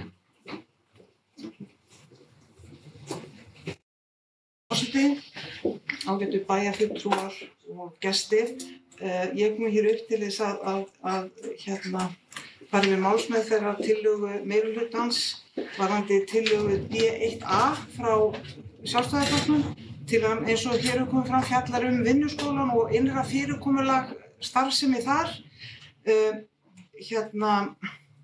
Örugglega góð tillaga en þar sem við erum bara leikmenn í þessu og við þetta starfa fagmenn, þá teljum við rétt að vísa tillögun inn á sviðið þar til umfjöllunar og skoðunar og út á það gengur þessi málsmeðferðartillaga okkar að hún fari inn til stjórnsýslunnar til skoðunar í hvað það heitir, ég er dálítið stressað því forseti sagði að ég ætti að vera svo fljót, í þá endurskoðun sem örugglega sífellt á sér stað varðandi starfsemi eins og vinnuskóla. Takk fyrir það. Þá tökum við fyrir þessa málsmeðferðartillögu að vísa tillögu A-lið, tillögu 1 frá D-lista til viðeigandi sviðs í stjórnsýslunni til umfjöllunar og úrvinnslu. Og ég bið bæjarfulltrúa að geta samþykkt þessa málsmeðferðartillögu að gefa merki. Það eru allar 11 hendur, það samþykkt samhljóða. Takk fyrir það. Þá erum við komin að B-lið, tillögu 1 hjá D-lista og það var varðandi aukningu til að bæta við stöðugildi í vinnuskólanum og ég bið bæjarfulltrúa sem samþykkja þessa breytingatillögu að gefa merki. Það eru 5 atkvæði, einhverjir á móti. Það eru 6 atkvæði, tillagan felld með 6 atkvæðum BS og C-lista gegn 5 atkvæðum D og L-lista. Óskar eftir að fá að gera grein fyrir atkvæði. Bæjarfulltrúi Anna Sigríður óskar eftir að gera grein fyrir atkvæði sínu. Forseti, tókum við til afgreiðslu tillögu D1B frá Sjálfstæðisflokknum að bæta við stöðugildi í vinnuskólan til þess að auka við garðslátt hjá eldri borgurum. Eins og hér hefur komið fram að þá sú þjónusta þegar til staðar hjá bænum að eldri borgarar geta fengið garðslátt. Það kemur fram í umsögn að það vantar regluverk í kringum þetta, það hefur aldrei verið til og ég held að mín persónulega skoðun væri kannski skynsamlegt að skoða það á næsta ári en það sem þarna að ræða tillögu að fjölga starfsfólki, þá munum við greiddum við atkvæði gegn þessu. Við höfum kosið að nota það svigrúm sem fyrir hendi í aðra hluti eins og til dæmis verkefnin börnin okkar. Takk fyrir það. Og þá komið að þriðju tillögu annarri tillögu afsakið. Þar tillaga unnið verða að gera deiliskipulags eldri hverfa Mosfellsbæjar og ég bið bæjarfulltrúa sem samþykkja þá tillögu að gefa merki. Það eru 5, einhverjir á móti. Það eru 6, það fellt með 6 atkvæðum meirihluta gegn 5 atkvæðum D og L-lista. Afsakið. Þá það tillaga 3. Já, afsakið. Bæjarfulltrúi Valdimar óskar eftir að gera grein fyrir atkvæði sínu. Ég líka. Já. Og hér komið til að gerð deiliskipulags fyrir eldri hverfi Mosfellsbæjar. Eins og framkom í kynningu á þessari tillögu þá hún til margs góðs og ég tek undir það að það væri betra að hafa deiliskipulag fyrir öll hverfi í Mosfellsbæ. Þessi vinna hefur farið fram til dæmis í Reykjavík þar sem eldri hverfi hafa verið deiliskipulag og við munum örugglega gera þetta á einhverjum tímapunkti. En við teljum það að það sé ekki efni til þess að fara út í þessa vinnu núna. Og minna á það líka að það kostnaðarsamt líka að fara í kostnaðargreiningar og slíkt. Og við teljum bara ekki vera að koma þessu akkurat á þessum tímapunkti. Takk fyrir það. Bæjarfulltrúi Ásgeir eftir að gera grein fyrir atkvæði sínu. Takk fyrir það, forseti. Bæjarfulltrúi, ég kem upp undir þessari tillögu varðandi gerð deiliskipulags fyrir eldri hverfi Mosfellsbæjar. Ég kýs með þessari tillögu og gerir það vegna þess að ég tel að það sé mikill fengur í að þetta verði sett í gang á þeim hraða og með þeim þunga sem að hægt fjárhagslega og það eru þá forgangsraða hverfum vegna þess að það skiptir líka máli hvaða hverfi eru tekið fyrst. Það er mismikill þungi varðandi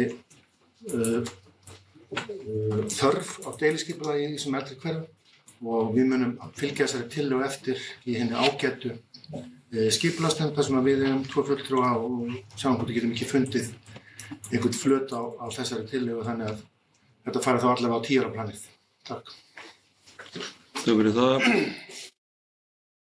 Þá erum við komin að 3. tillögu, forseta skjátlast ekki. Og það að unnið verði að stofnun FabLab-smiðju í Mosfellsbæ og ég bið bæjarfulltrúa sem samþykkja þá tillögu að gefa merki. Það eru 4, einhverjir á móti.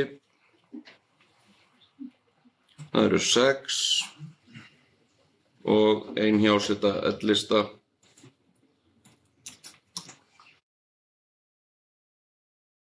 Og bæjarfulltrúi Sævar óskar eftir að gera grein fyrir atkvæði sínu. Gjörðu svo vel. Forseti, bæjarfulltrúar gera grein fyrir atkvæði minni í máli tillögu 3, FabLab-smiðja í Mosfellsbæ. Þetta hefur náttúrulega komið fyrir hérna áður eins og nefnt hefur verið á fundinum og hefur verið í vinnslu eins og kemur fram í umsögn hjá atvinnu- og nýsköpunarnefnd og liggur fyrir þar að þetta ráðast er í þessa vegferð á minni skala í bókasafninu þá sem nýsköpunarsmiðja með þeim formerkjum og tekið þá í skrefum eins og áður hefur verið talað hér. Mér þykir miður gagnrýnin á mig langar bara að nefna það hér. Mér þykir miður þessi gagnrýnin á verklag sem að ég taldi nú bara vera lýðræðislegt í aðdraganda þessa máls og þetta hefur verið unnið yfir kannski lengri tíma en gengur að gerast í svona málum og vildum við bara taka upplýsta ákvörðun og okkur finnst við hafa gert það og stöndum við það. Takk fyrir bæjarfulltrúi Halla Karin óskar eftir að gera grein fyrir atkvæði sínu.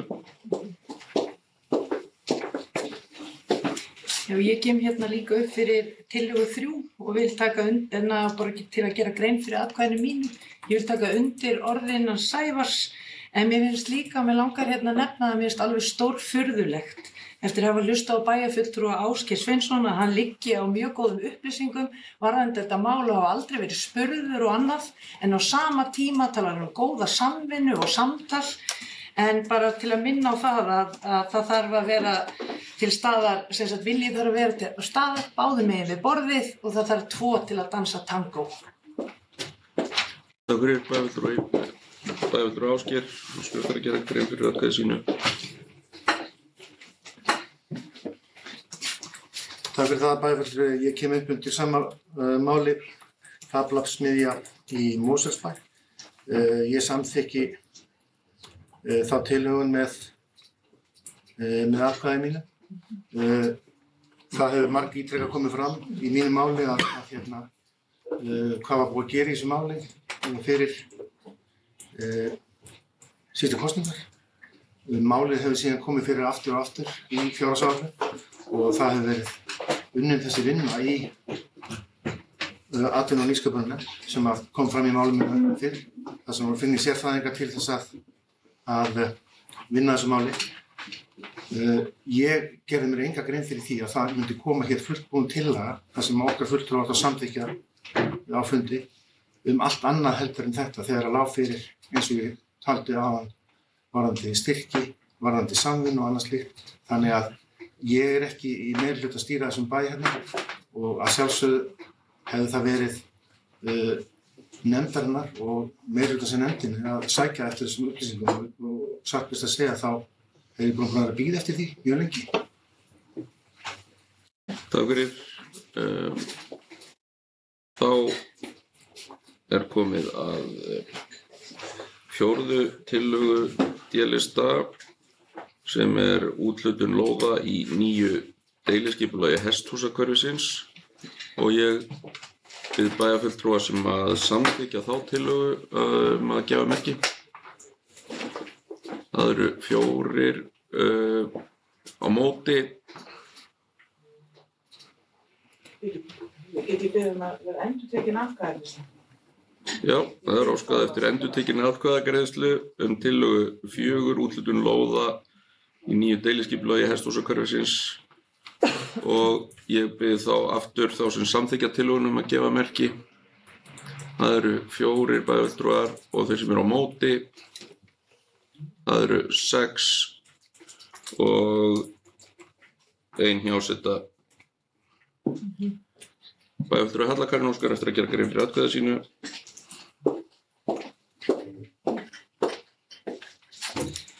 Já, ég kem hérna upp fyrir tillögu 4 og gera grein fyrir atkvæðinu mínu. Auðvitað væri gaman að fara í alls slags góð verkefni, en forgangsröðunin okkar árið 2025 önnur og því höfnum við þessu. En bara svo það sé sagt að þá það í fjárfestingaáætlun hjá okkur árið 2027, þá þetta á dagskrá. En undir þessum lóðum, bara aðeins að minna á það, stór og mikil skolpblöð þarna undir sem þarf að færa og það verður væntanlega mikið rask og það þarf bara að vinna þetta enn betur og það verður gert. En forgangsröðunin önnur þetta árið. Takk. Takk fyrir. Þá komið að 5. tillögu D-lista lækkun fasteignaskatta og ég bið bæjarfulltrúa sem samþykkja þá tillögu að gefa merki. Það eru 5, þeir sem á móti kunna vera. Það eru 6 tillagan felld með 6 atkvæðum í SJS-lista.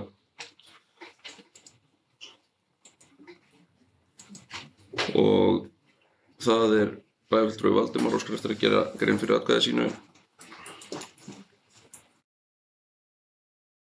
Forseti bæjarfulltrúar gerir grein fyrir atkvæðinu út af tillögu D-lista lækkun fasteignagjalda. Við höfnum þessu.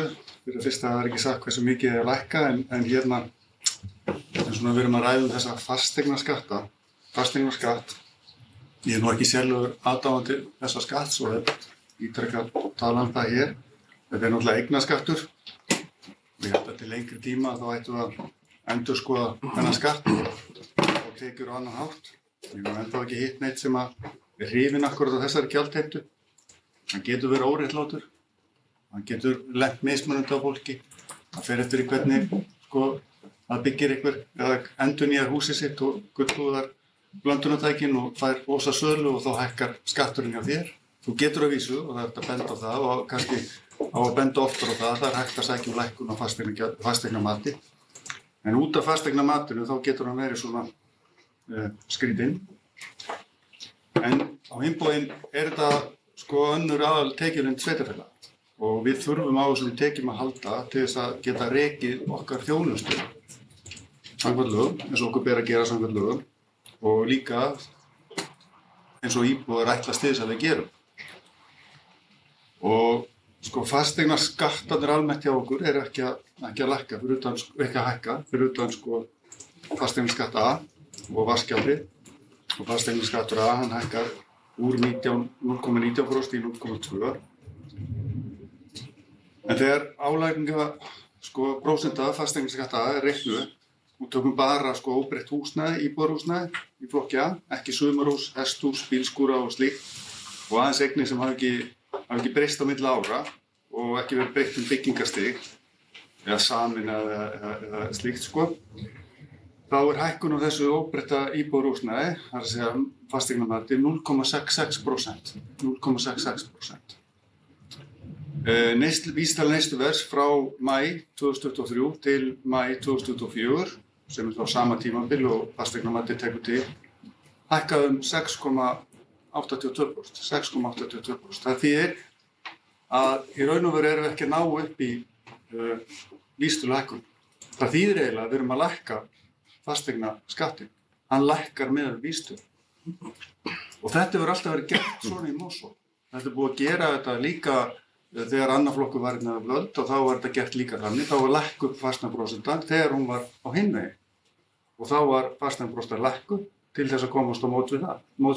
Og það var gert líka í tíð þessara meirihluta. Hann lækkaði fasteigna hlutfallið úr 0,9 í 0,19 í 1,95 í 0,9. Og raun og veru fasteignaskattur núna í sögulegu lágmarki. Hann með því hærra, núna skatturinn sem kannski lítum á okkur sveitarfélög, en hins vegar eins og ég bent á, að þá hefur hann ekki hækkað. Hann raunlækkun á fasteignaskatti. En fasteignaskattur bara hluti af fasteignagjöldum. Það er líka lóðagjald, fráveitugjald, vatnsgjald og sem eru með sorpgjald. Og þessi gjöld hjá okkur eru lægri heldur en gengur og gerist í sveitarfélögum í kringum okkur. Við erum alls ekki hæst það. Og eins og bæjarstjóri sagði hérna upphafi þegar hún var að kynna fjárhagsáætlunina, að þá við tökum gjöld inn í þessa gjöld sem fólk þarf að borga í Mosfellsbæ. Þá eru þau bara miklu lægri heldur en gengur og gerist annars staðar. Sérstaklega á þetta við barnafólk. Og það er komið hérna fram að þar muna mestu gjöld vegna leikskóla. Og það munar talsvert. Takk fyrir. Takk fyrir. Forseti vill minna bæjarfulltrúa á að reyna að stytta mál sitt þegar þeir gera grein fyrir atkvæði sínu þar sem þetta hugsað eingöngu fyrir stutt innlegg en ekki efnislegu umræðu beinlínis. Þá komið að afgreiðslu næstu breytingatillögu sem tillaga 6 frá D-lista sem snýr að tekjum á móti tillögum. Og ég bið bæjarfulltrúa sem samþykkja þá tillögu að gefa merki. Það eru 4 atkvæði og þeir sem á móti kunna vera. Það eru 6. Það fellt með 6 atkvæðum BSI og S-lista og 1 hjáseta hjá L-lista. Þá höfum við lokið afgreiðslu breytingatillögum D-lista og komið að afgreiðslu á þeim tillögum sem hafa komið frá L-lista. Og það þá fyrsta tillagan sem snýrist námssjóð fyrir starfsfólk Mosfellsbæjar og ég bið bæjarfulltrúa sem samþykkja þá tillögu að gefa merki. Það er 1 atkvæði og þeir sem á móti kunna vera. Það eru 6 fellt með 6 atkvæðum BSI og S-lista, 1 atkvæði L-lista, D-listi situr hjá. Þá það, afsakið, bæjarfulltrúa Aldís óskar eftir að gera grein fyrir atkvæði sínu.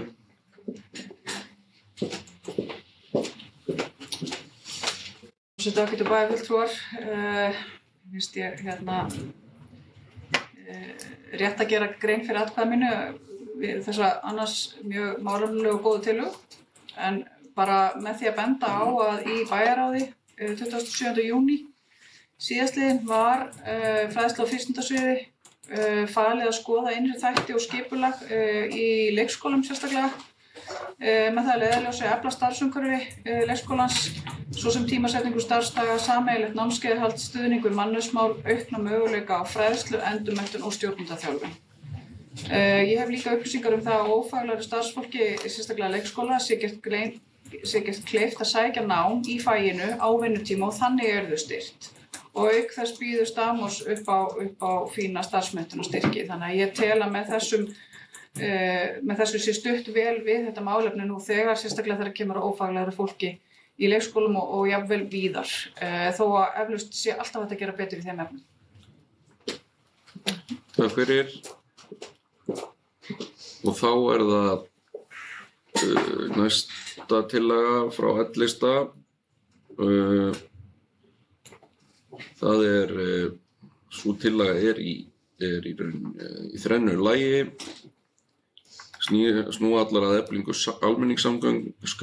almenningssamgangna en líkt og með tvískipta tillögu D-lista hér fyrir á fundinum þá verða greidd atkvæði hvern lið fyrir sig í þessari tillögu og fyrst það þá A-liður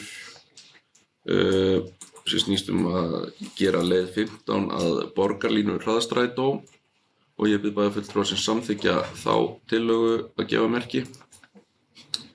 Það 1 atkvæði og einhverjir á móti. Það eru 6 atkvæði B, C og S-lista fellt og D-listi situr hjá. Bæjarfulltrúi Valdimar óskar eftir að gera grein fyrir atkvæði sínum örstutt. Forseti. Bæjarfulltrúar, þetta verður örstutt. Erum á felldum þessa tillögu, þessa ágætis tillögu, en það nú bara þannig að í nýju leiðanetti borgarlínu þá gert ráð fyrir að borgarlínan muni þræða Mosfellsbæ og það raun og veru hugmyndafræðin gengur út á það að borgarlína fari í gegnum hverfi sem eru þéttsetin af fólki til þess að geta pikkað eins mikið af fólki og hægt þannig að þessi tillaga myndi ekki gera neitt gagn þar Takk. Takk fyrir.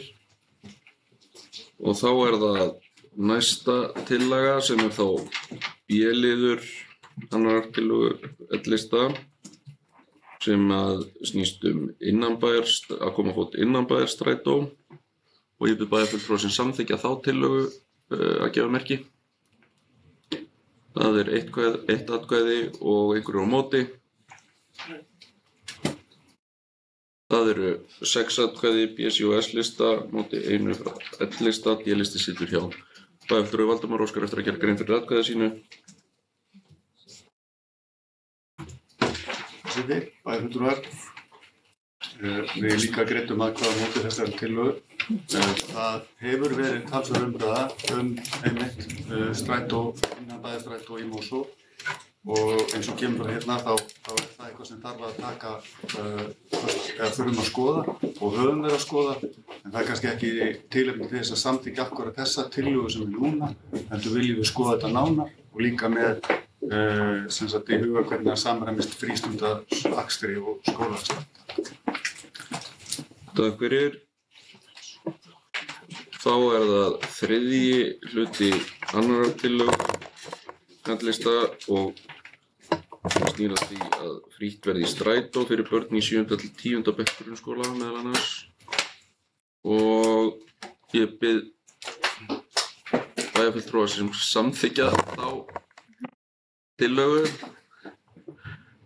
að gefa merki. Það eru 5 og einhverjir á móti. Það eru 6 atkvæði B, C og S-lista og tillagan felld. Bæjarfulltrúi Valdimar óskar eftir að gera grein fyrir atkvæði sínu. Forseti, bæjarfulltrúar, fellum þessa tillögu.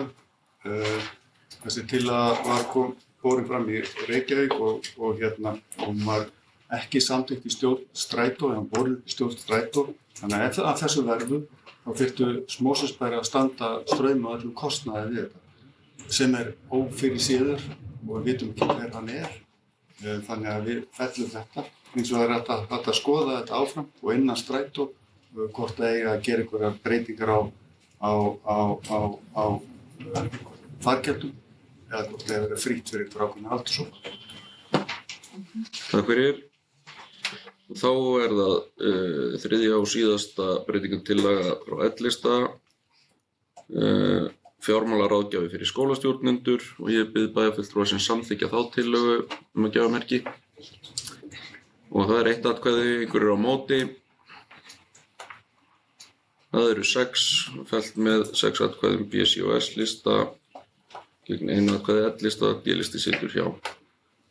Þá höfum við lokið afgreiðslu á öllum fyrirliggjandi breytingartillögum og forseti ætlar að taka örstutt fundarhlé.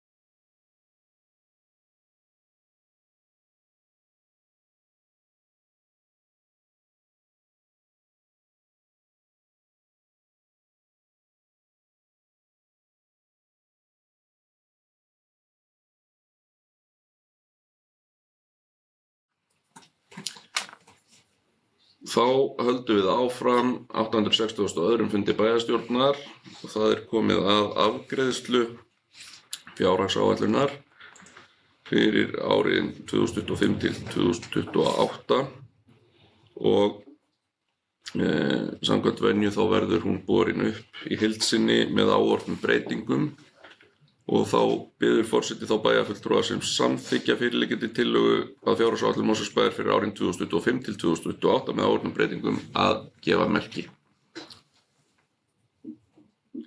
Það eru 6, einhverjir á móti.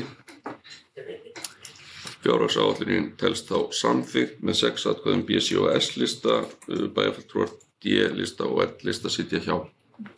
Og þá tökum við aftur smá fundarhlé.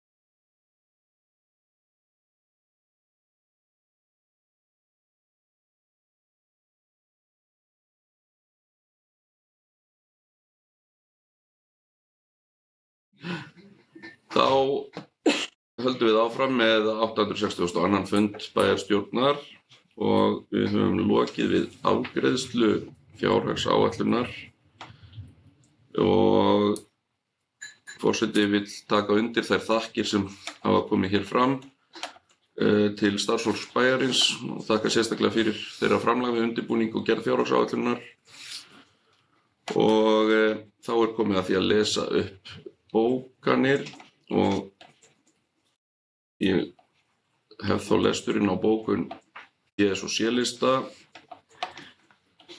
Í fjárhagsáætlun ársins 2025 eins og í fyrri áætlunum meirihlutans lögð áhersla á öfluga grunnþjónustu og uppbyggingu innviða. Stærstur hluti rekstrar Mosfellsbæjar hverfist skólastarf og aðra þjónustu við börn og ungmenni varðar íþróttir og aðrar tómstundir. Lögð áhersla á velferðarþjónustu svo þau sem hennar njóta upplifi gott aðgengi að henni, traust og öryggi. Útgjöld til þessara málaflokka nema tæplega 80% af heildarrekstrarkostnaði sveitarfélagsins. Segja má að rauði þráðurinn í fjárhagsáætluninni sé áherslan á forvarnir, velferð og lýðheilsu með sérstakri áherslu á börn og ungmenni, eldri borgar í sveitarfélaginu og málefni sem skipta fjölskyldurnar máli. Aðgerðaáætlunin Börnin okkar inniheldur 27 ígrundaðar og fjármagnaðar aðgerðir til að búa enn betur að ungviðinu og felur í sér meðal annars aukið aðgengi að sálfræðiþjónustu og félagsráðgjöf, hækkun frístundastyrks, eflingu starfsemi bólsins, rýmkun opnunartíma íþróttamiðstöða, sérstaklega fyrir unglinga, eflingu foreldrasamstarfs, aukið framboð íþrótta fyrir öll börn, ásamt því að starfsemi barnaverndar verður efld. Þá heldur áfram vinna við innleiðingu farsældarlaga og barnvæns sveitarfélags. Eins og áður leitast við að sinna vel uppbyggingu innviða í vaxandi sveitarfélagi ásamt því að halda vel við þeim innviðum sem fyrir eru. Byggingu nýs leikskóla í Helgafellskverfi lýkur á árinu 2025 sem og íþróttahús við Helgafellsskóla. Miklar framkvæmdir eru á Varmársvæðinu þar sem unnið að uppbyggingu á nýjum gervigrasvelli og frjálsíþróttasvæði sem og að farið verður í hönnun þjónustubyggingar og stúku samhliða á árinu 2025. Þá verður 220 milljónum varið í endurnýjun skólalóða á árinu. Gjaldskrárhækkunum stillt í hóf og hækka þær gjaldskrár sem snerta börn og fjölskyldur 3,5% en aðrar 3,9% að meðaltali. Með þessum hóflegu hækkunum, þrátt fyrir að í Mosfellsbæ sé að finna lægstu gjaldskrár í leikskólum og skólaþjónustu, vill Mosfellsbær leggja sitt lóð á vogarskálarnar í baráttunni við að lækka verðbólguna. Álagningaprósenta útsvars verður óbreytt í 14,97% og álagningaprósenta fasteignaskatts í flokki A verður 0,2% en fasteignaskattur verður óbreyttur að öðru leyti. Fjárhagsáætlunin gerir ráð fyrir 702 milljóna króna afgangi á næsta ári. Þá verður veltufé frá rekstri jákvætt 1968 milljónir króna. Gert ráð fyrir að skuldaviðmið A og B hluta verði 106,7% sem vel undir mörkum sveitarstjórnarlaga.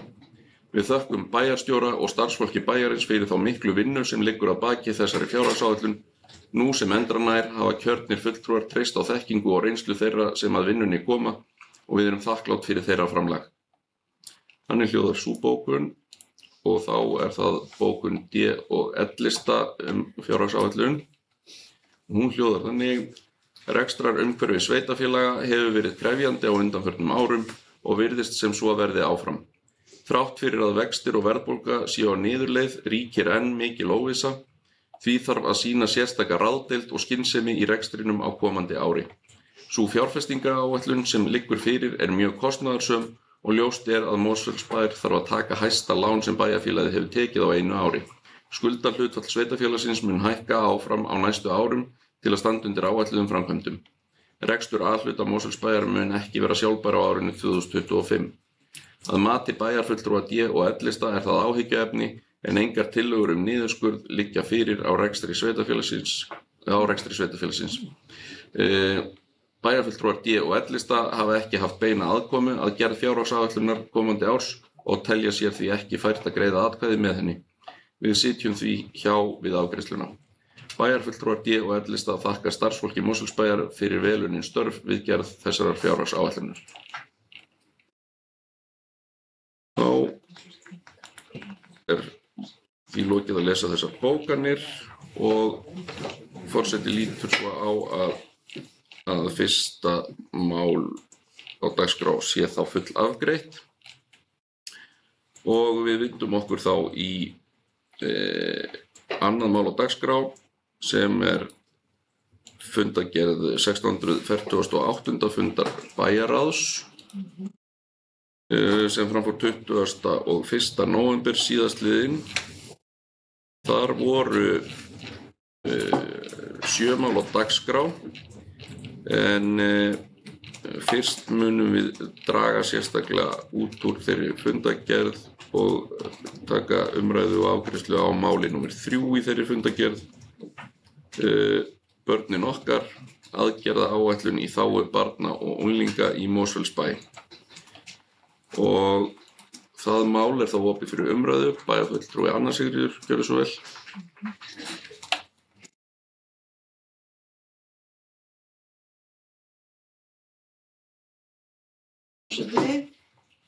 Nú getur bæjarfulltrúar, gestir.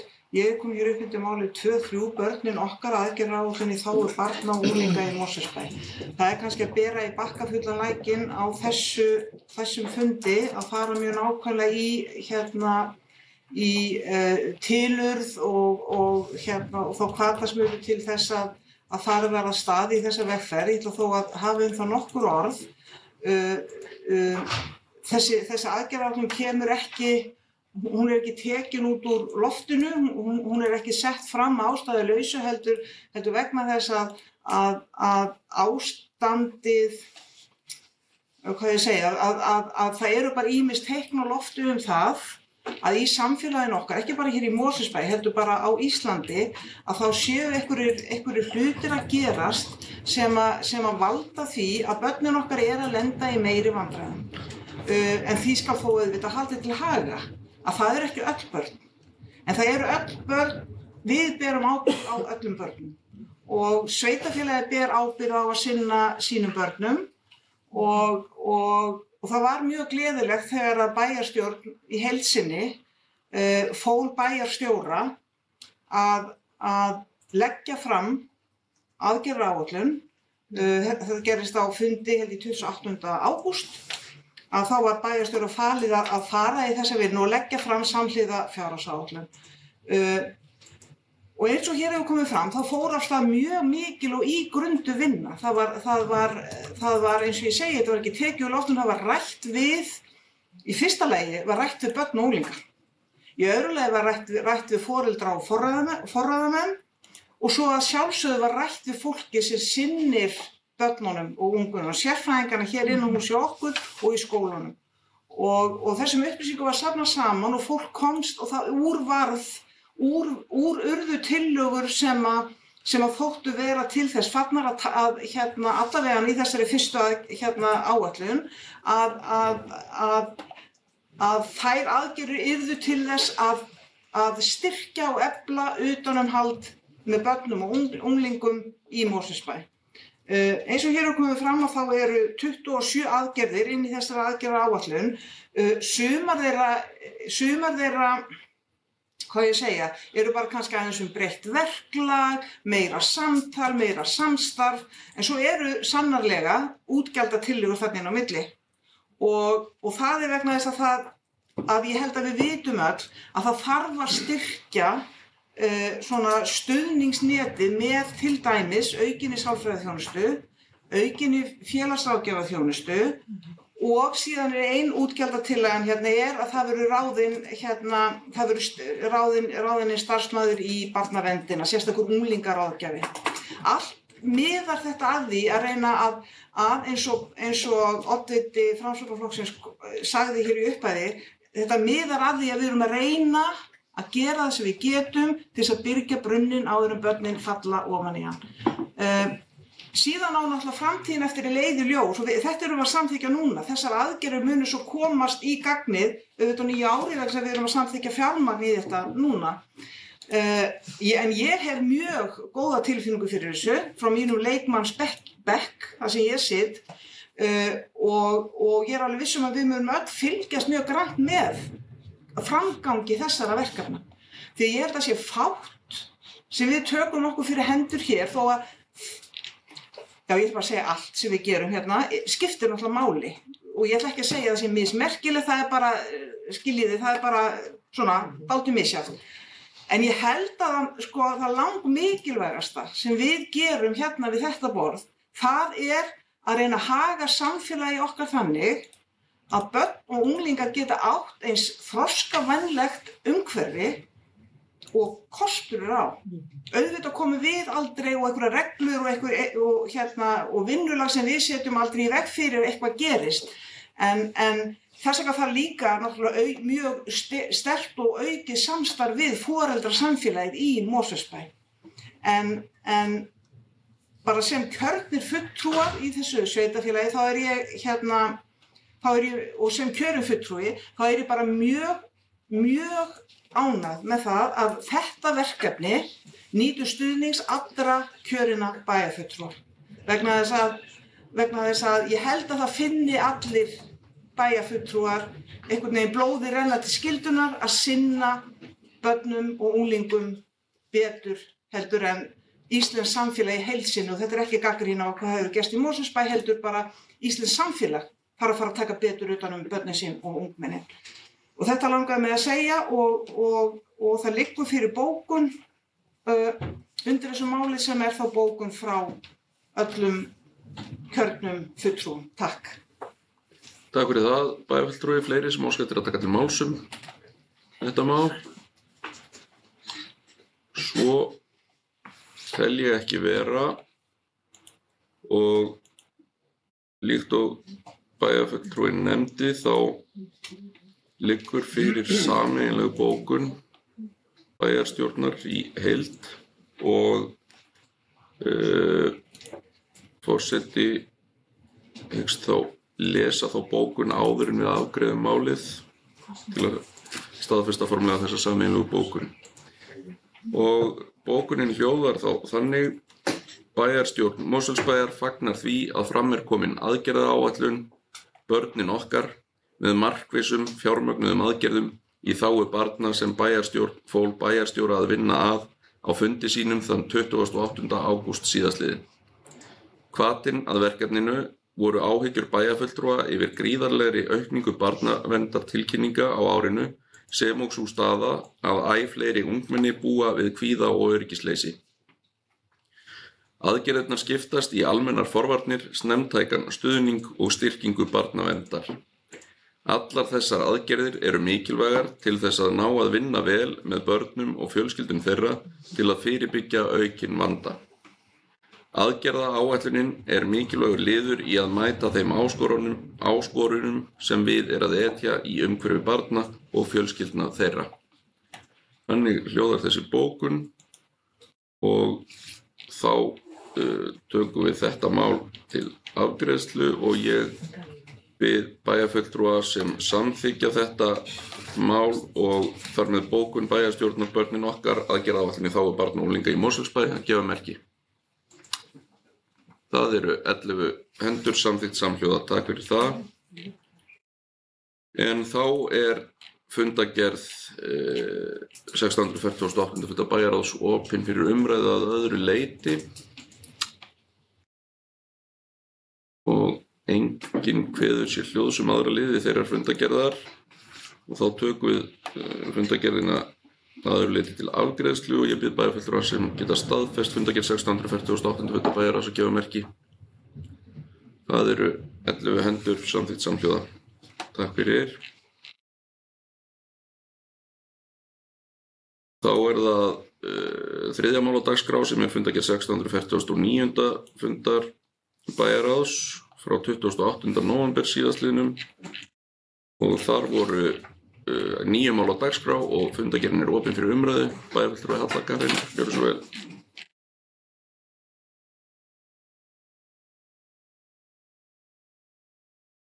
Forseti, ágætu bæjarfulltrúar, ég kem hérna upp fyrir máli 3.4, félagsaðstæða í Varmá, hönnun og fyrsti áfangi.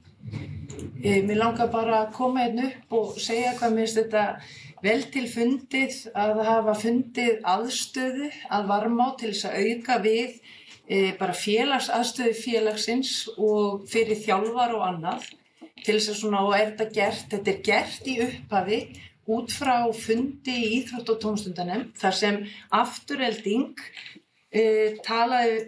kynnti svona áskoranir og verkefni félagsins og mér finnst bara frábært hjá menningar, íþrótta- og lýðheilsusviði að fara í þetta með forystu Aftureldingar að skoða hvað væri hægt að gera og ef þið sem eru búin að lesa þetta minnisblað og eflaust allir að þá kemur það í ljós að þrátti þetta svona til þess að brúa bilið áður en ný þjónustubygging kemur en þá mun þessi aðstaða alltaf nýtast húsinu og bara þjálfurum sem og leikmönnum sem og áhorfendum því að þetta verður bara góð viðbót inn í sal 1 og 2 að maður getur horft inn í salinn.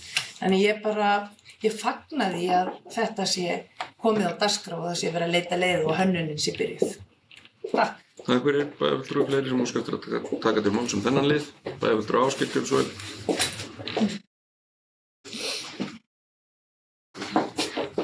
Forseti bæjarfulltrúi kemur upp undir sama máli, aðstaða Aftureldingar að Varmá.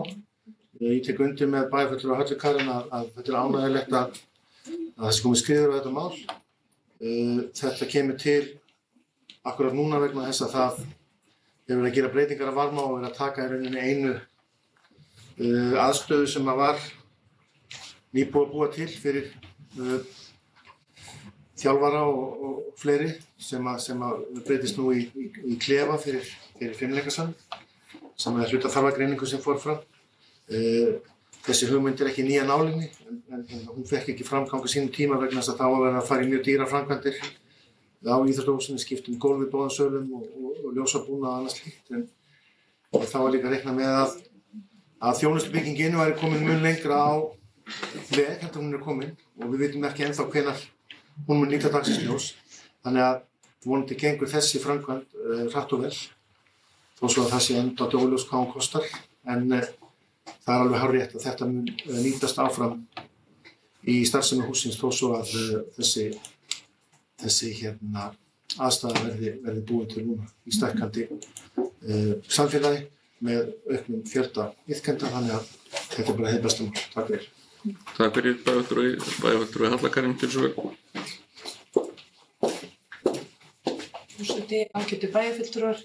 Ég vildi bara koma aðeins aftur upp þegar ég er orðin frekar þreytt á því að heyra að það sé ekkert verið að gera niðra Varmá. Það er alveg rétt að þjónustubyggingin er ekki komin en það er búið að vinna gríðarlega góða vinnu að því til þess að huga til framtíðar og gera alls konar þarfagreiningar og annað og á meðan höfum við farið í, og ég er búin að segja þetta oft, höfum við farið í skýrslu Eflu og tekið það sem þarf að gera var númer 2 og var númer 3 og eins og bara allir sjá sem koma niður að Varmá þá er búið að endurgera gervigrasvöllinn sem var. Það er verið á fullu að vinna í nýjum gervigrasvelli sem verður aðal keppnisvöllur þegar stúkan kemur. Það er búið að gera alls konar breytingar sem er verið að reyna. Það er búið að gera styrktarsal sem íþróttafélagi fagnar og er bara til bóta. Það er búið að leyfa fara inn á skónum. Það er svona alls konar litlar breytingar og núna og þú segir að kemur bæjarfulltrúi Ásgeir Sveinsson segir að þetta kemur út að vera að taka skrifstofu, gömlu skrifstofuna Sigurðar íþróttafulltrúa. Ég ætla bara að minna á það að í raun og veru var aðal forsenda fyrir því að fá þessa þjónustu byggingu fyrst var að það vantaði klefa og það vantaði félagsaðstöðu. Og nú er þá allavega verið að bregðast við því að gera klefa. Þetta er að vísu þurrklefar sem eru þá ekki með votrými. En ég meina það hjálpar. Ég held að það hafi ekki verið gerðir klefar, nú man ég ekki hvort þetta er rétt hjá mér, sem 1987. En auðvitað eru komnir klefar í gámum fyrir aftan. Þannig ég neita því og ég vil bara ítreka að það er verið að gera fullt niður á Varmá. Takk fyrir. Takk fyrir bæjarfulltrúi Ásgeir Gylfsson.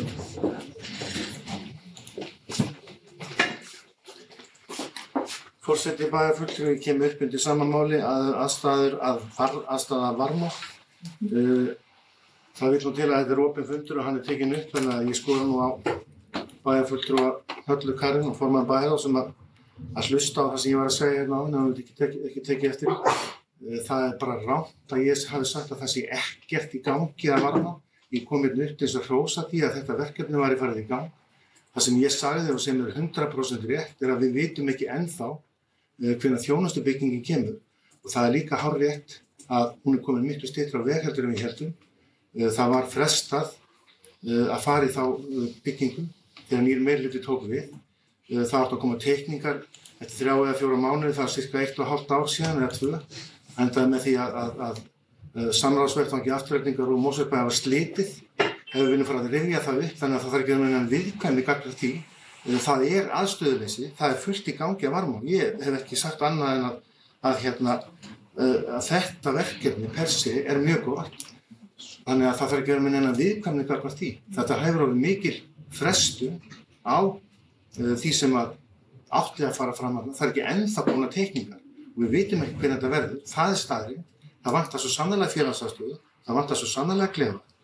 Þessi aðstaða sem að þarna er verið að setja í gang, hún mun nýtast mjög vel, en ástæðan fyrir því að þessi tillaga rifjaðist upp núna var vegna þess að sú aðstæða sem var þó fyrir hendi, sem var mjög lítil, hún hafði að taka hana af og það þarf ekki að fara inn að viðkvæmnin það heldur og þess vegna var rifjuð upp þessi tillaga og bara mjög vel gert að taka þannig í það hjá meirihlutanum að það verði farið í það framkvæmd. Þannig að við skulum hafa það sem rétt er í umræðum. Takk fyrir það, bæjarfulltrúi. Bæjarfulltrúi Sævar, gjörðu svo vel.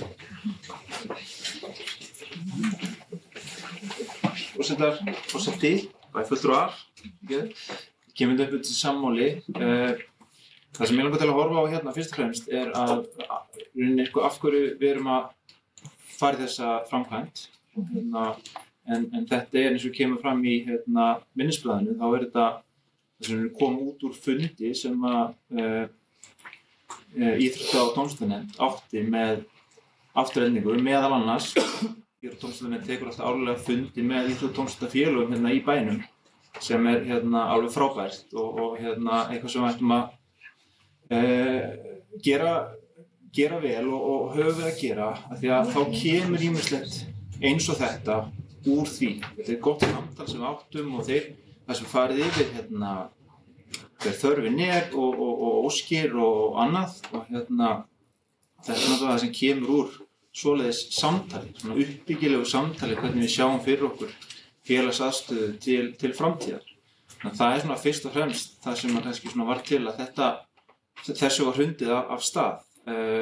Hvað varðar uppbyggingan á varma almennt, þá náttúrulega hefur því verið margsvarað hér að fyrir það fyrsta, þá náttúrulega viljum við gera hlutina vel, við viljum hafa gott samráð, en á móti þá náttúrulega vitum við það hvað hefur verið að koma upp á þessu kjörtímabili, gríðarlega kostnaðarsöm verkefni sem hafa bara því miður haft þau áhrif að svona stór verkefni eins og að varma á.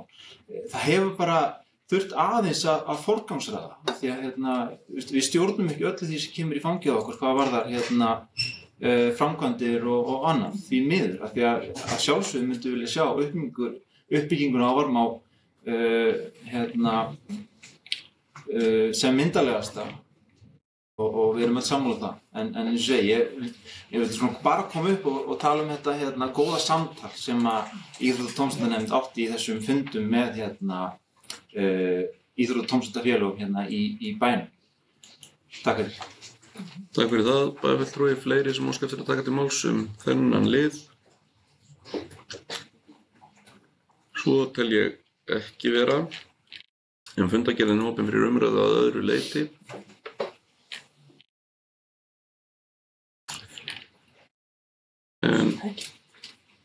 Já, bæjarfulltrúi Halla Karin, gjörðu svo vel.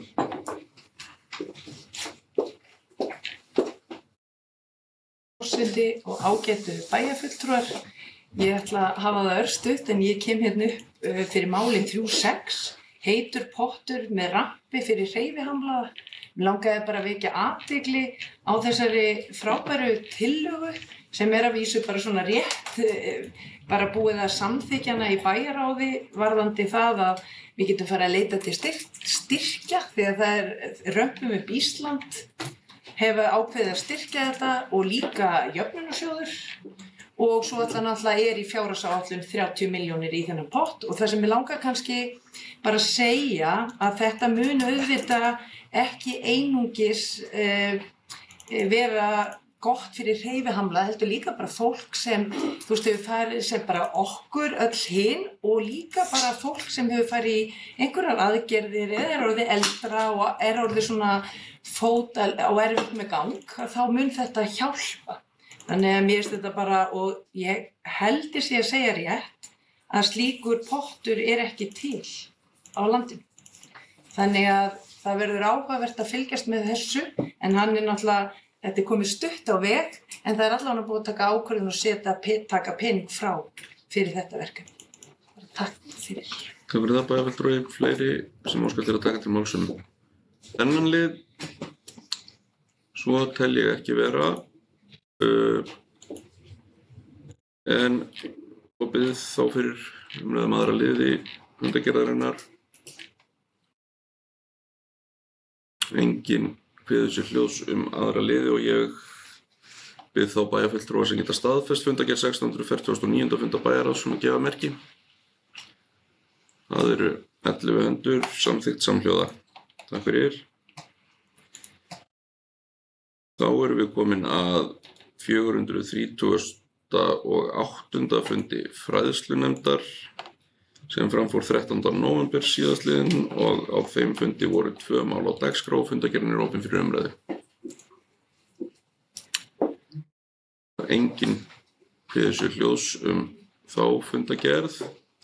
Við tökum hana þá til afgreiðslu. Ég bið bæjarfulltrúa sem geta staðfest fundargerð 438. fundar fræðslunefndar að gefa merki. Það eru 11 hendur samþykkt samhljóða. Takk fyrir það.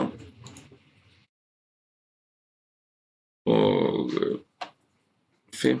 mál á dagskrá fundargerð 24. fundar velferðarnefndar frá 19. nóvember síðastliðnum. Þar voru 7 mál á dagskrá og fundargerðin opin fyrir umræðu. Enginn kveður sér hljóðs þá fundargerð og við tökum hana þá til afgreiðslu. Ég bið bæjarfulltrúa að geta staðfest fundargerð 24. fundar velferðarnefndar að gefa merki. Það eru 11 hendur samþykkt samhljóða. Takk fyrir. Og 7. mál á dagskrá fundargerð 284. fundar íþrótta- og tómstundanefndar frá 27. nóvember síðastliðnum. Þar voru 2 mál á dagskrá og fundargerðin opin fyrir umræðu. Bæjarfulltrúi Sævar, gjörðu svo vel.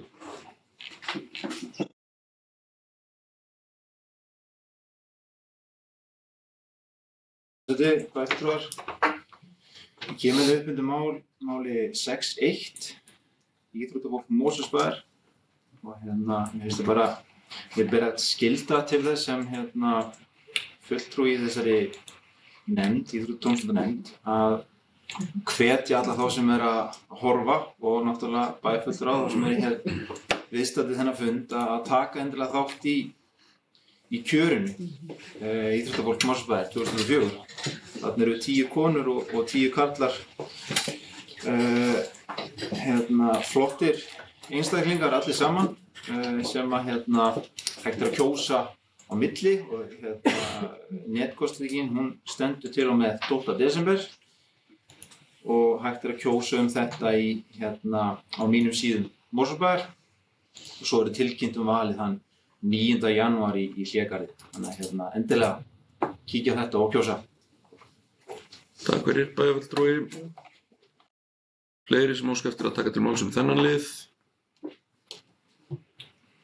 Svo tel ég ekki vera,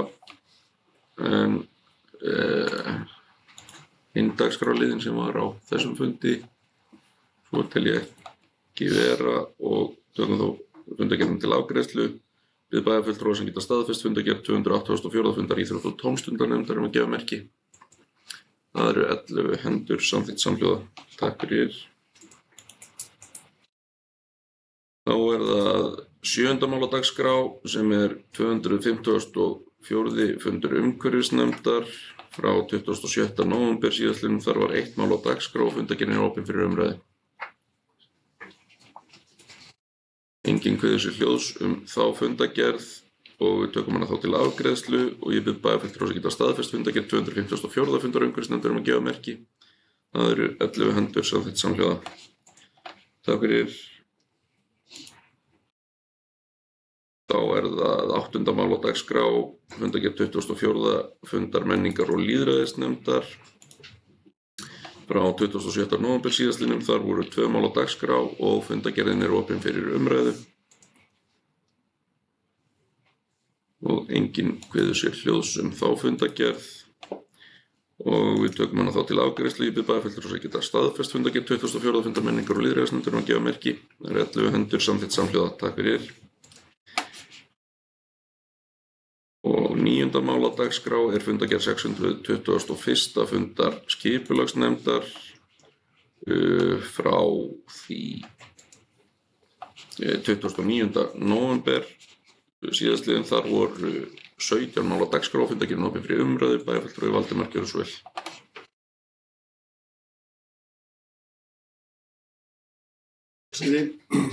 Bæjarfulltrúar. Kemur það undir máli númer 2 sem fyrsti áfangi Blikastaðarlands deiliskipulag. Þarna var semst lagt fram til kynningu og afgreiðslu deiliskipulagstillaga fyrsta áfanga Blikastaðarlands á vinnslustigi. Þetta svona forkynning sem lögð þarna fram, en hún lögð fram og hún verður kynnt og auglýst. Þannig að fólk getur komið með athugasemdir og einnig var samþykkt þarna að halda íbúafund strax á næsta ári þar sem að þessar tillögur væru kynntar. Ég hvetja alla, bæði þeir sem eru hér og þeir sem heima sitja og horfa, að kynna sér þessar tillögur, kynna sér hvað í gangi þarna. Þetta eru einstaklega vel unnar tillögur og sýna vel hvers konar byggð áformið þarna í þessum fyrsta áfanga. Takk fyrir það bæjarfulltrúi. Fleiri sem óska eftir atkvæði um þennan lið. Bæjarfulltrúi Ásgeir, gjörðu svo vel.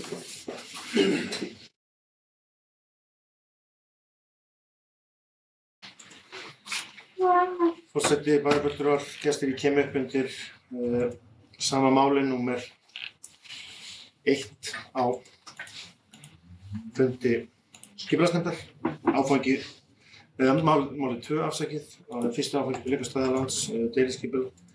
Ég vil fá að taka undir orð formanns skipulagsnefndar varðandi þetta mál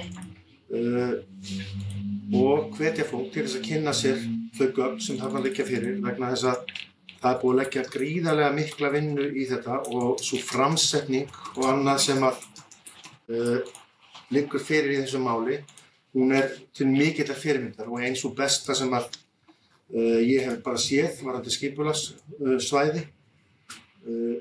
Og ég held að þegar við erum komin svona af stað með þetta, að það geti kallað á mjög góðar umræður og miklar upplýsingar og geti einnig þá svona minnkað, ég vil segja, misskilning og það svona þá óvissu sem að hefur verið í umræðinni hvað varðar byggðina sem á að rísa í Blikastaðarlandi, reyndar á mjög löngum tíma. Þetta verði ekki 25-30 ár, en þetta fyrsti áfangi deiliskipulagsins og þarna samkvæmt þessu að rísa upp mjög glæsileg byggð sem að tengir mjög vel saman fjall og fjör og alla þá náttúru sem á svæðinu og það verður mjög spennandi að mínu mati að kynna þetta fyrir íbúum eftir áramót, þennan fyrsta áfanga þessa hverfis. Takk fyrir. Takk fyrir það, bæjarfulltrúi. Fleiri sem óska eftir að taka til máls þennan lið. Svo tel ég ekki vera, en fundargerðin opin fyrir umræðu að öðru leyti. Bæjarfulltrúi Valdimar, gjörðu svo vel.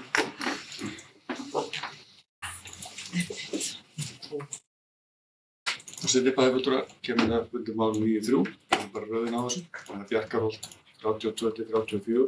Það var vekja athygli á því að þarna verið að samþykkja og meðhöndla umsögn og erindi í samræmi við litlum óverulegum frávikum sem þýðir að byggingar byggingaleyfi það er heimilt að gefa byggingaleyfi til að byggja þarna á þessum stað, sko. Þannig að vonandi förum við að sjá það að það verður byggt þarna á næstu. Takk fyrir það, bæjarfulltrúi. Fleiri sem óska eftir að taka til máls þennan lið? Svo tel ég ekki vera, en fundargerðin opin fyrir umræðu að öðru leyti. Fleiri kveða sér ekki hljóðs efni þessarar fundargerðar og við tökum hana þá til afgreiðslu. Ég bið bæjarfulltrúa að geta staðfest fundargerð 621. fundar skipulagsnefndar að gefa merki. Það eru 11 hendur samþykkt samhljóða. Takk fyrir.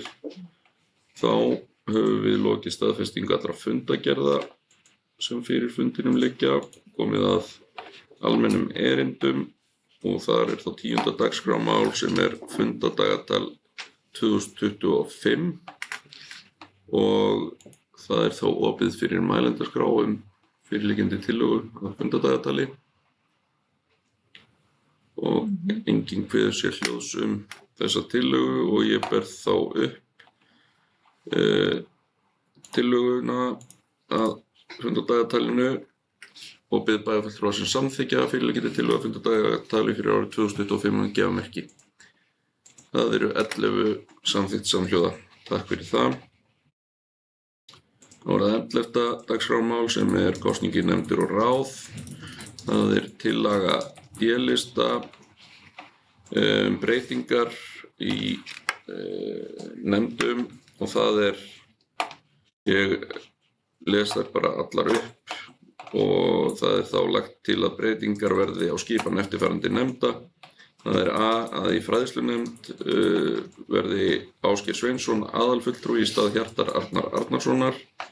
B að í umhverfisnefnd verði aðalfulltrúi Hjörtur Örn Arnarsson í stað Ásgeirs Sveinssonar og svo C í yfirkjörstjórn verði Sigurður Árni Reynisson varamaður í stað Davís þessi tillaga hefur þegar verið afgreidd í bæjarráði á milli funda og átti því ekki að fylgja hér með, þannig að það eru þá bara tvær. Það eru tillaga breytingu í fræðslunefnd og umhverfisnefnd og eru aðrar tillögur, svo virðist ekki vera og skoðast tillagan því samþykkt.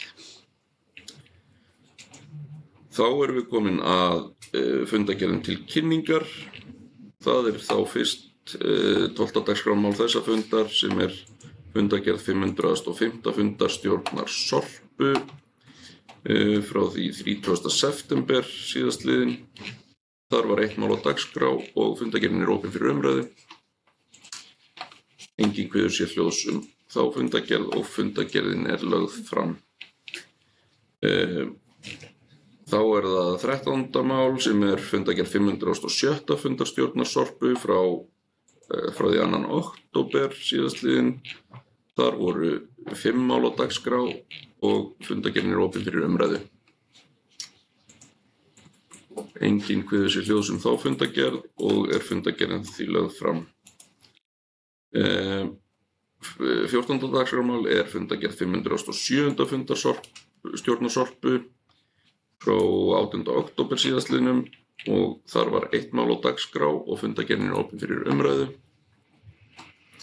Bæjarfulltrúi Aldís, gjörðu svo vel.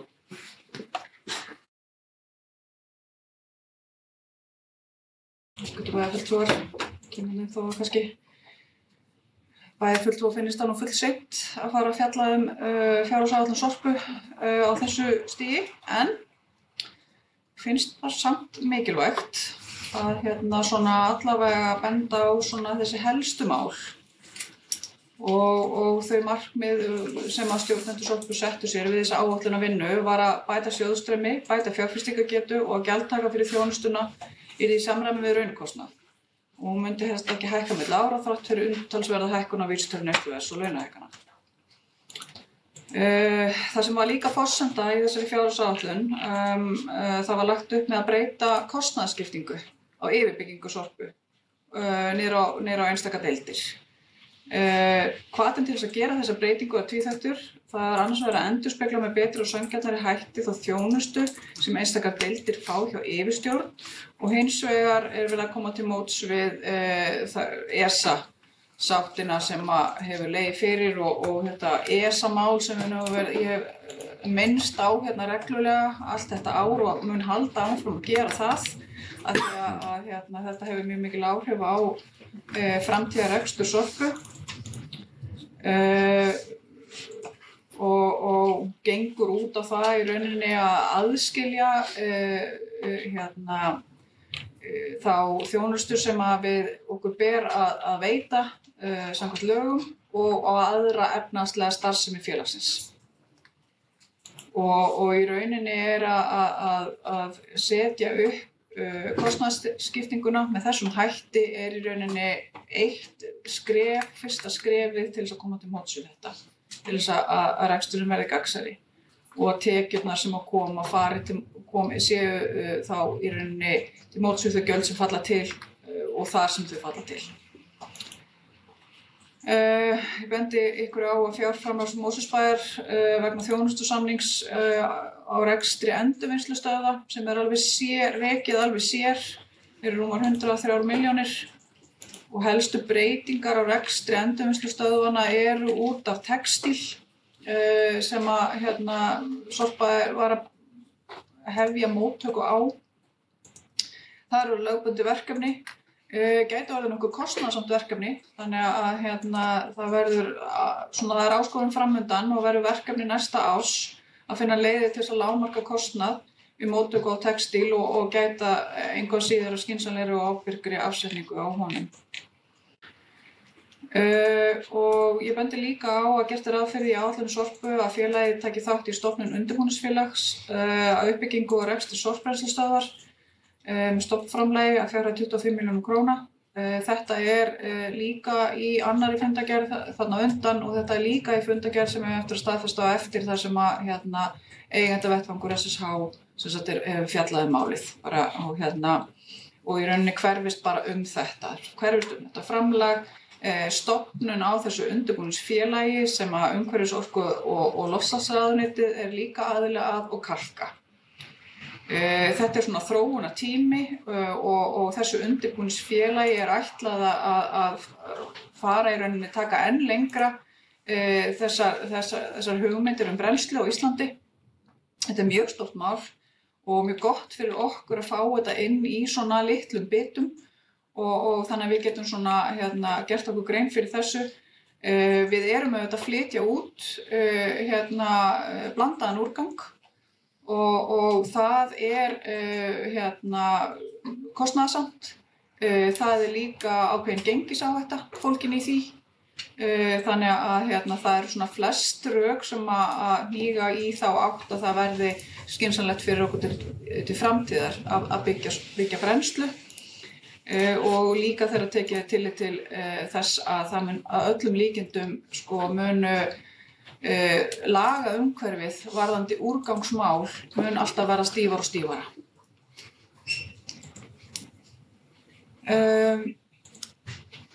Og svo vil ég benda ykkur á það að samþykkt var stjórn Sorpu 30. september síðastliðinn að gashreinsinstöð verði aðskilin frá rekstri Sorpu og sameinuð Metan EHF sem dótturfélag Sorpu og þetta líka svona ákveðin ráðstöfun í samræmi við sátt sem áætlað að gera við þessa.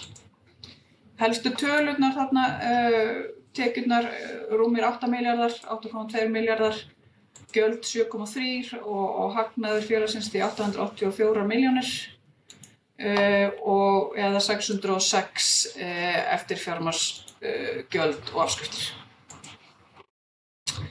Þessi úrgangsmálaflokkur bara á fleygiferð og mikla breytingar orðið bara núna á síðustu misserum og þessar breytingar munu halda áfram. Og það sem okkur sýnist vera aðalverkefnin á næsta ári, það þessi áframhaldandi viðbrögð við úrskurði ESA og við munum þurfa að gera frekari ráðstafanir. Það þarf að hefja framkvæmdir við nýja endurvinnslustöð við Lambhafi eins og hefur verið fjallað líka undanfarið og í rauninni allt þetta kjörtímabil. Og það var líka fjallað það verkefni á þessum eigendavettvangi SSH núna fyrir skömmu. Og þannig að ég geri ráð fyrir því að það verði tekin skref í því verkefni núna bara á næstu vikum. Það orðið mjög brýnt þar sem að endurvinnslustöðin við Dalveg mun loka 1. september næstkomandi og það búið að vinna heilmikið í þessum málum og ég mun fjalla það þegar næstu fundargerðir koma. En ég hvet bæjarfulltrúa bara ef að það eitthvað sem þið hafið áhuga á eða eru velta fyrir ykkur í þessum málum að bara endilega hafa samband við mig.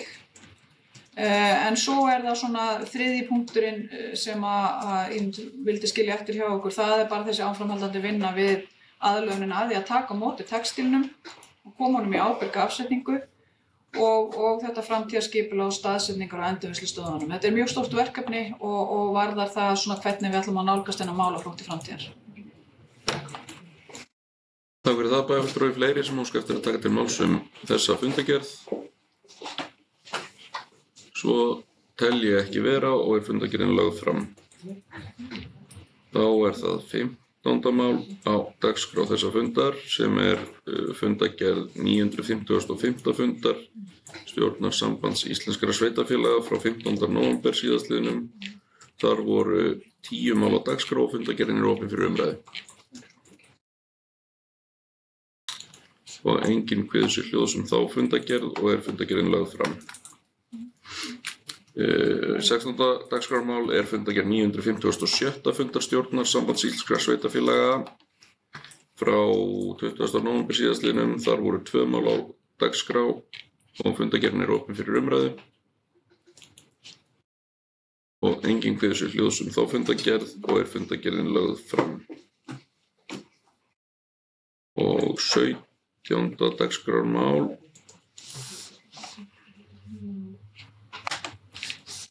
fundargerð 957. fundar stjórnarsambands íslenskra sveitarfélaga frá því 22. nóvember síðastliðinn. Þar var 1 mál á dagskrá og fundargerðin opin fyrir umræðu. Enginn kveður sér hljóðs þá fundargerð og fundargerðin lögð fram. 18. dagskrármál fundargerð 958. fundar stjórnarsambands íslenskra sveitarfélaga frá því 24. nóvember síðastliðinn. Þar var 1 mál á dagskrá og fundargerðin opin fyrir umræðu. Enginn kveður sér hljóðs þá fundargerð og fundargerðin lögð fram.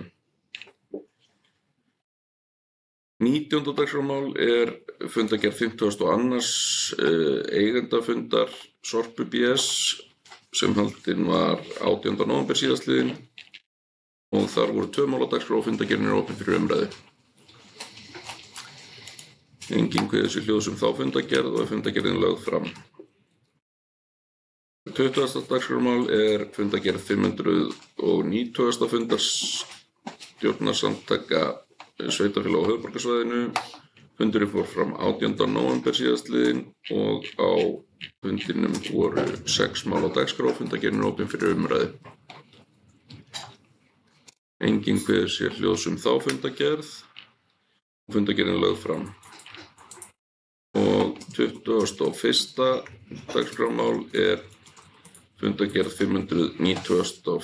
fundar stjórnarsamtaka sveitarfélaga á höfuðborgarsvæðinu frá því 25. nóvember síðastliðinn og þar var 1 mál á dagskrá og fundargerðin opin fyrir umræðu. Enginn kveður sér hljóðs þá fundargerð. Þá ekki fleira á boðaðri dagskrá þessa fundar en venju samkvæmt forseti með dagskrártillögu sem jafnan lögð fram á fyrri reglulegum fundi bæjarstjórnar í desembermánuði að lokinni afgreiðslu fjárhagsáætlunar en það með vísan til 8. greinar samþykktar stjórn Mosfellsbæjar, 3. efnisgrein þar sem segir bæjarstjórn heimilt að fella niður reglulegan fund sinn enda sé tillaga slíkt samþykkt mótatkvæðalaust á næsta bæjarstjórnarfundi á undan. Þá forseti með dagskrártillögu að bæjarstjórn felli niður síðari reglulegan fund desembermánaðar sem hefði átt þá að vera 18. desember næstkomandi og sé sú tillaga samþykkt yrði næsti reglulegi fundur þá fyrsti fundur á nýju ári þann 8. janúar í samræmi við nýsamþykkt fundardagatal. Þannig að ég bið bæjarfulltrúa sem samþykkja framkomna dagskrártillögu forseta að gefa merki. Og það eru 11 og sú tillaga samþykkt samhljóða. Ég þakka þá fyrir fundinn, óska bæjarfulltrúum og starfsfólki Mosfellsbæjar sem og Mosfellingum öllum gleðilegra jóla og farsældar á komandi ári. Þakka ykkur kærlega fyrir samstarfið á árinu sem að líða. Til næsta fundar verður boðað með dagskrá. Ég segi fundi slitið klukkan 18:29.